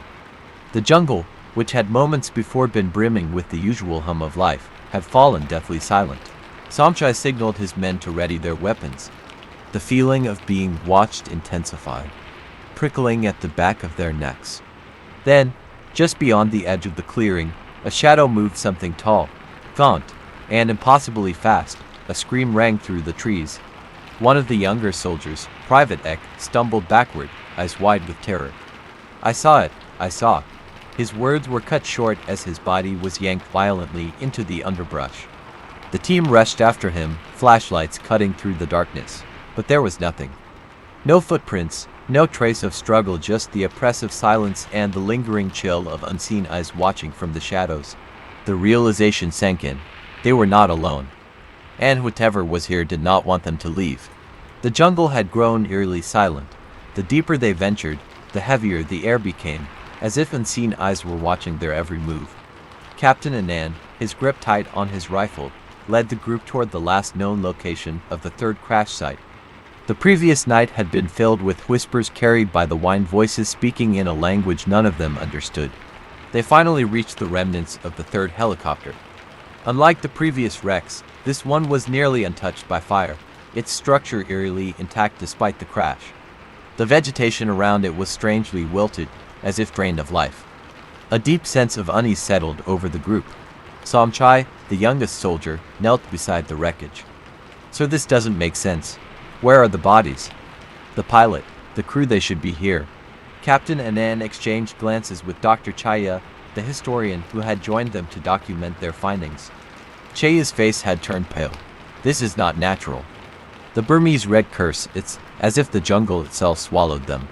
The sun was beginning to set, casting long shadows through the trees. As they prepared to leave, a low murmur rose from the surrounding jungle.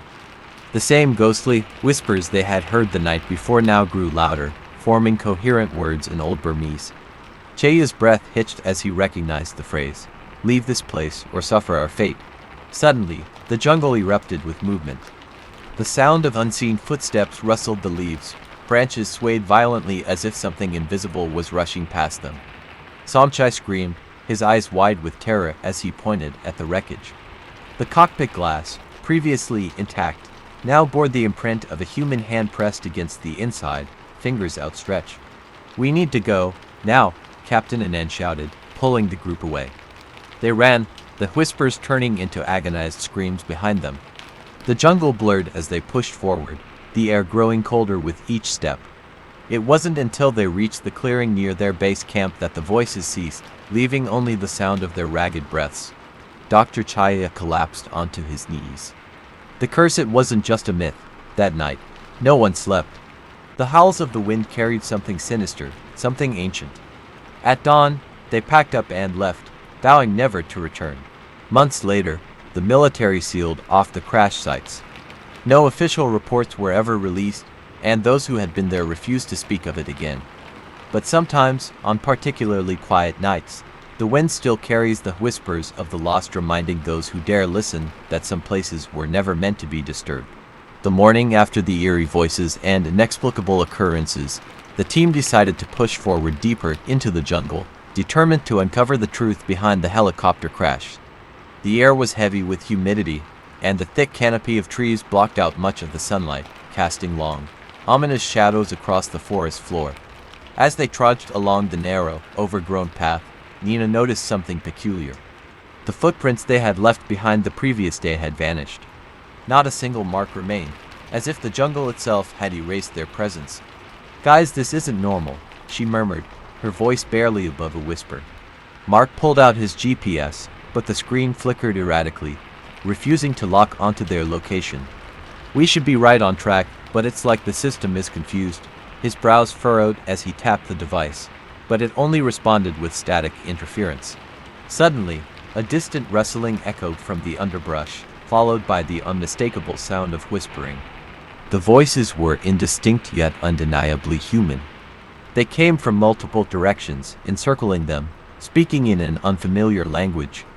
A chill ran down Nina's spine as she exchanged wary glances with the others. "We need to keep moving," Ken urged, gripping his flashlight tightly, his knuckles turning white. They quickened their pace, but the deeper they ventured, the more the landscape began to shift.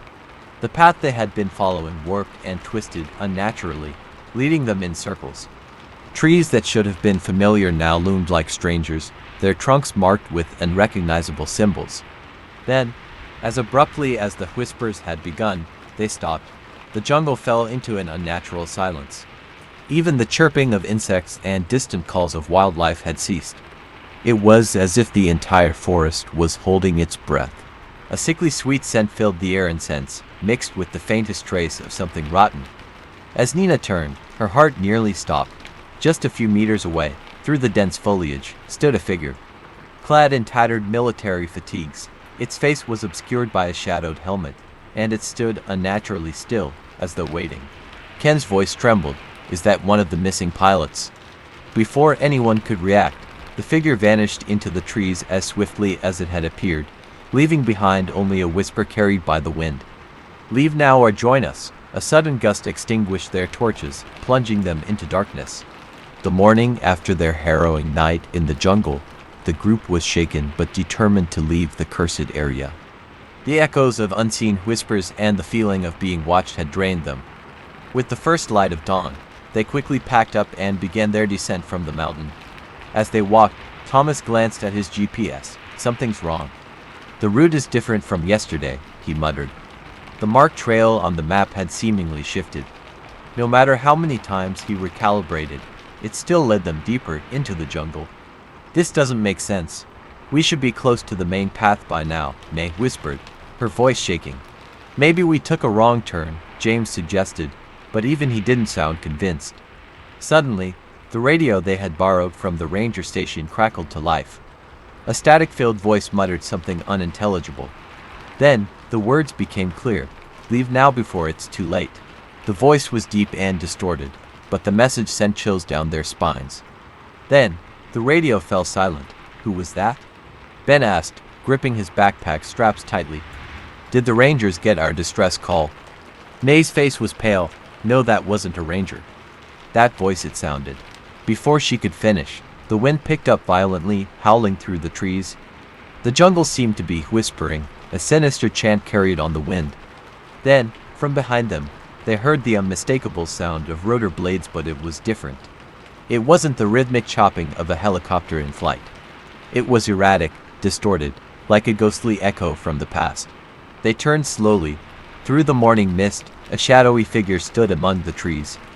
It was barely visible, but they could see it wearing a flight suit, one that looked old, tattered, and burnt. The helmet was cracked, revealing a glimpse of charred flesh beneath. The figure raised its hand and pointed directly at them. Thomas felt his breath hitch. The temperature plummeted. The whispers grew louder, and suddenly, the ground beneath them trembled. "Run!"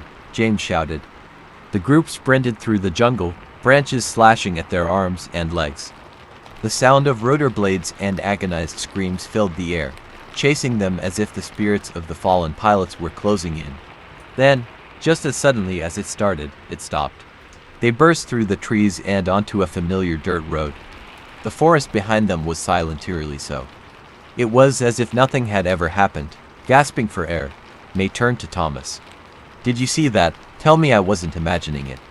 Thomas didn't answer. He only held up his GPS. The screen was now displaying the correct route, as if guiding them to safety. Without another word, they hurried back to the ranger station.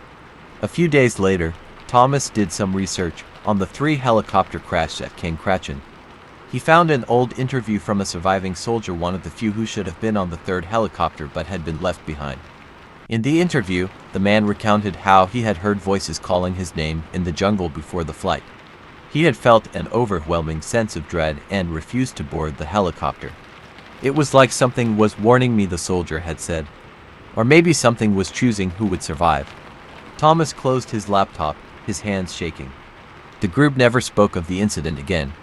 But sometimes, when Thomas was alone in a quiet room, he swore he could still hear the faint sound of a helicopter's rotor blades in the distance. The mysterious shadow at Phu Duong, one of Thailand's most famous mountain destinations, is known for its breathtaking views, cool climate, and serene atmosphere. But beneath the beauty lies a history of sorrow and legends that whisper through the cold mountain air. It was said that those who lost their way on the mountain never truly left. Their shadows remained, wandering the cliffs and pine forests, searching for a way back. Locals warned travelers to stay close to their campsites at night and never to follow shadows that did not belong to them. But legends are just stories, or are they? For friends eager for adventure and a break from the chaos of city life, decided to camp on the summit of Phu Duong. There was then the charismatic leader, May, the cheerful optimist, Ken, the skeptical realist, and Mint, the quiet observer who always carried her camera. They arrived at the base of the mountain early in the morning, the air crisp with a faint scent of pine. After registering at the visitor center, they began their ascent. The trail was steep, winding through lush forests and rocky paths. Vendors at rest points cheered them on, selling drinks and snacks to weary hikers. Ken grumbled as they continued up the steep trail. Who thought this was a good idea again? Then laughed, his eyes gleaming with excitement. Come on, man. This is an adventure. Think of the view at the top. Mint smiled, snapping pictures of the surrounding forest. It's beautiful, and totally worth the climb. May beamed, her energy unwavering. We'll make memories we'll never forget. They finally reached the summit by afternoon. The view was breathtaking, an endless stretch of green forests, rolling hills, and a sky painted with hues of orange and pink. They set up camp near the cliff's edge, a spot recommended for the best sunrise view. As the sun began to set, a cold breeze swept through the campsite. The temperature dropped rapidly, and the mountain seemed to come alive, the rustling of leaves echoing around them. Then looked around, his smile fading slightly. It feels different up here. Quiet. Kang shrugged. We're on a mountain. It's supposed to be quiet. May shivered, wrapping her jacket tighter. Yeah, but it's like the quiet is listening. Mint's camera clicked, capturing the last light of day. Let's get a fire going. It'll keep us warm and maybe break this eerie silence. They gathered around the campfire as darkness fell, the flames flickering and casting shadows around them. Shadows that seemed to move just a bit too much. As they huddled around the fire, then shared the story he had heard from a local guide earlier that day. They say Phu Duong is haunted, then began, his voice low and dramatic. Long ago, a group of travelers got lost on this mountain. They were never found. It's said their shadows still wander here, trying to find their way back or maybe trying to find someone to take their place. May's eyes widened. That's creepy, Kang rolled his eyes. Just a story to scare tourists, then grinned. Maybe, but they say if you see a shadow moving around your tent at night, don't follow it. It might not be yours. Mint shuddered, glancing around at the darkness beyond the firelight. I think we should go to bed early tonight. They laughed, brushing off the unease the story brought. But as they retreated to their tents, the wind howled through the trees, sounding almost like whispers. The night was colder than expected. The wind howled, rustling the leaves and shaking the tents. May tossed and turned, unable to sleep. She could hear the faint rustling of leaves, the distant sound of branches creaking. Then, she heard it. Footsteps. Slow, deliberate footsteps, circling the tents. Crunching against the dried leaves and twigs on the forest floor. She froze, her heart pounding in her chest. She held her breath, listening. The footsteps were steady and hurried, as if someone was walking around the campsite watching. She peeked through the small gap in her tent zipper. Her breath caught in her throat. A shadow moved, just outside the circle of firelight. A figure, tall and thin, walking slowly around the tents. It moved fluidly, almost gliding across the ground. May's voice trembled as she whispered, "Then King Mint, are you guys awake?" No answer. The footsteps continued, circling her tent, then moving to the next. She closed her eyes, her hands shaking, as she hugged her sleeping bag tighter. She didn't dare open the tent. She didn't dare breathe. The footsteps stopped. right outside her tent. The shadow lingered, its shape flickering as if distorted by the firelight. May's heart raced, her body frozen in fear. She could feel it watching her, even though she couldn't see its face. Then, slowly, the shadow moved away, continuing its circle around the campsite.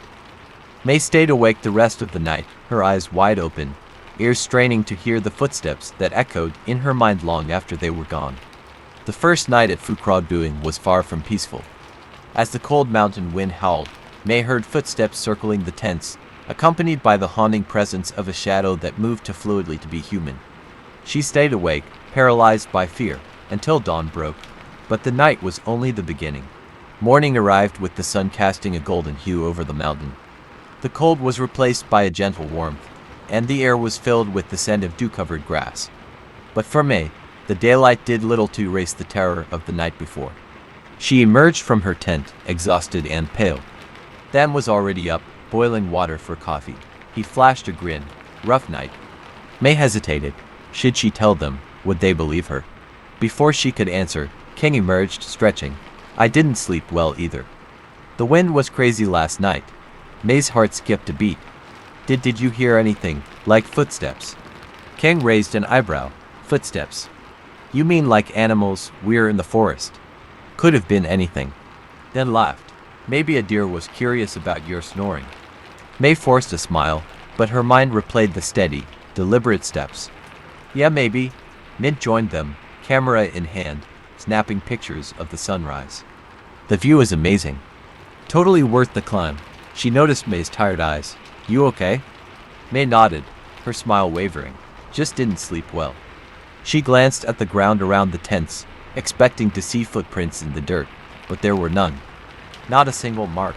Her stomach turned. Whatever walked around the tents last night didn't leave any trace. As they sat down for breakfast, then continued his storytelling. I asked the park ranger about the legend I told you guys last night. King rolled his eyes. Here we go again. Then ignored him. The ranger said there are stories about shadows that wander Fukradoing. They belong to people who got lost on the mountain, people who never made it back down. May's hands went cold. What do you mean? Dan's eyes gleamed with excitement. They say the shadows don't know they're dead. They keep walking, searching for a way home. But here's the creepy part: if they find someone whose shadow they like, they'll take it, leaving the person to wander in their place. Mint shivered. That's just a story, right? Then grinned. Of course. But the ranger did say one more thing: if you see a shadow moving that doesn't belong to anyone, don't follow it. No matter how curious you are. May's heart raced. The shadow she saw last night, it moved on its own, circling the tents. Was it looking for a shadow to take? She shook her head, trying to dismiss the thought. It was just my imagination, just the wind, she whispered to herself. But deep down, she knew it was more than that. Determined not to let her fear ruin the trip, May joined the others for a hike to Fanokline, the famous viewpoint known for its breathtaking cliffs and panoramic views. The trail was beautiful, lined with pine trees and blooming wildflowers. They laughed, took photos, and marveled at the stunning scenery. For a moment, May almost forgot about the shadow. Almost. As they reached the viewpoint, they stood in awe of the endless horizon. The wind was strong, howling as it rushed over the cliffs. Mint began snapping pictures, her eyes focused on capturing the perfect shot. This place is magical. Then stood near the edge, his arms outstretched as if to embrace the sky. I feel alive. May's heart lightened, watching her friends enjoy the moment. But then she saw it, a shadow, standing near them, too close to be his. Her blood ran cold. The shadow was tall and thin, its shape distorted, as if stretched by the wind. It stood completely still, watching then. May's mouth went dry, then moved away from the edge. Then laughed. What's wrong? Scared I'll fall. Please just move back, May pleaded, her voice shaking. Then turned to look at her, his expression confused. But then his eyes widened as he noticed her pale face, her gaze fixed on the ground behind him. He turned around. The shadow was gone. His face went white. What did you see? May's voice was barely a whisper. A shadow standing right behind you. Kang joined them, his face skeptical. Enough with the ghost stories, May. You're letting these tales get to you. May's eyes filled with fear. I know what I saw. Mint lowered her camera, her eyes serious. I didn't see anything, but the air feels heavy, like we're being watched. Then stepped away from the edge, his shoulders tense. Maybe we should head back to the campsite. They agreed, the excitement of the hike replaced by an uneasy silence. As they walked back to the campsite, May felt eyes on her, the weight of an unseen presence following them. She glanced over her shoulder, her heart pounding. There, among the trees, was the shadow. It moved fluidly, gliding from tree to tree, keeping pace with them. It was watching her. May's chest tightened. She quickened her pace, her eyes fixed on the trail ahead. But no matter how fast she walked, she could feel it. The shadow was right behind her. She wanted to scream, to tell the others, but her voice was trapped, fear choking her words. The legend echoed in her mind. If you see a shadow moving that doesn't belong to anyone, don't follow it. But what if the shadow was following her? They reached the campsite just as the sun began to set.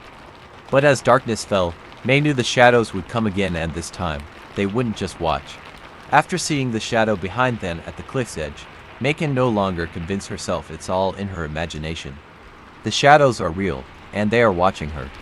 As the group returns to the campsite, the air grows heavy, and the darkness brings a chilling sense of dread. But the shadows aren't just watching anymore, they're getting closer.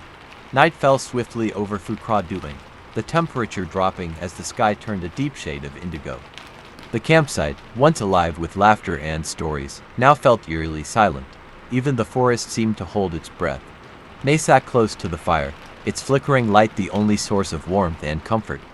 She watched the shadows dance around them, her mind replaying the events of the day. Mint broke the silence, her voice uneasy. Did anyone else feel weird at the viewpoint, like we weren't alone? Then laughed, but his tone lacked its usual confidence. Don't let May's ghost stories get to you. King poked at the fire, his eyes fixed on the flames. It's just our minds playing tricks. We're in the middle of nowhere, surrounded by darkness. It's normal to feel uneasy. May's hands trembled as she held her mug of instant coffee. I saw it again, the shadow. It was behind you. Then, it was watching you. The group fell silent. Then forced a chuckle, but his eyes darted around the campsite. You're just spooked. There's nothing out there. May looked at him, her voice low. Then why are you so scared? Then opened his mouth to protest but said nothing. His eyes betrayed his fear. Mint shivered, pulling her jacket tighter. I don't like this place. It feels wrong. King shook his head. We're overthinking it. Let's just get some sleep and leave early tomorrow. They agreed, each trying to convince themselves that it was just their imagination. But as they crawled into their tents, the unease lingered. As May zipped up her tent, she couldn't shake the feeling that they were being watched. Her mind wandered to Dan's story about the shadow's lost souls searching for a way home. But there was more to the legend, something the ranger had only whispered. They say the shadows can't leave the mountain, then had told them. Trapped by a curse, they wander the forest, longing to escape. And if they find someone whose shadow they like, they take it, leaving the person to wander in their place. May shuddered. Why do they take shadows? She had asked. Dan's face grew serious. Because without a shadow, they can't leave. They needed to pass into the world of the living to be free. May's heart raced. The shadow she saw, was it looking for her shadow? A sudden rustling outside her tent made her freeze. She held her breath, straining to listen. Footsteps, slow, deliberate, circling the tents. May's blood ran cold. The same footsteps she heard the first night. She squeezed her eyes shut, trying to convince herself it was just an animal. But the footsteps were too steady, too purposeful. They stopped right outside her tent. She covered her mouth, stifling a scream. The air grew cold, and she could feel its presence waiting, watching. Then the whispering began, a faint, chilling voice, so soft she could barely make out the words. It sounded like her name, May. Her heart pounded, her body paralyzed with fear. The voice was wrong, distorted, like an echo from somewhere far away. It called her name again, pleading, desperate. May, help me. She knew she shouldn't listen, shouldn't respond. But the voice was so sorrowful, so human. Her trembling hand reached for the zipper, but she stopped herself just in time. The legend echoed in her mind.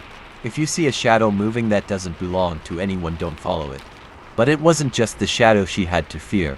It was its voice, its call. She stayed frozen, tears streaming down her face, praying for the dawn to come. Just as she thought she couldn't take it any longer, the whispering stopped. Silence. May's body relaxed, her muscles aching from the tension. Maybe it was over. Maybe it was just a dream. But then she heard it. The zipper of her tent slowly opening. Her heart stopped. She had locked it from the inside. How was it opening? The cold air rushed in, and the darkness outside seemed to move, twisting and swirling like smoke. A shadow slid into her tent, its shape shifting and natural. It had no face, no eyes, but she could feel it looking at her. May tried to scream, but no sound came out. The shadow reached out, its hands stretching impossibly long, fingers curling like smoke. It touched her face, cold as death. Her body went numb, her vision blurring. The last thing she saw before everything went black was her own shadow detaching from her body. The shadow took it, wrapping it around itself like a cloak. It stood up, her silhouette perfectly mimicked, and walked out of the tent, leaving her behind, empty and hollow. The sun rose over Fukradoing, bathing the campsite in golden light. Birds chirped, the forest waking to a new day. Mint was the first to notice. May's still asleep. Kang knocked on her tent. May, wake up, lazy. No answer, then unzipped the tent, laughing. She probably stayed up all night again, paranoid from my stories. But his laughter died as he looked inside. May was lying there, her eyes wide open, staring at nothing. Her face was pale, her body cold. Kang shook her. May, wake up. But she didn't move. She didn't blink. She didn't breathe. Mint covered her mouth, tears streaming down her face. No, this can't be. Then stumbled back, his legs shaking. She looks empty, Mint whispered, her voice trembling. Where's her shadow? They looked at the ground, their own shadows stretching in the morning light. But May's body cast no shadow. It was gone. Kang backed away, his face pale. This is wrong, this is all wrong. We need to leave, now. But as they packed up, then froze, his eyes wide with terror. A figure stood at the edge of the campsite. It looked like May, but its face was wrong, to smooth, to blank. It watched them, its body perfectly still. Then it turned and walked into the forest, moving unnaturally, its shadow twisting and writhing like smoke. Mint screamed. That's not May. That's her shadow. They ran, leaving the campsite behind.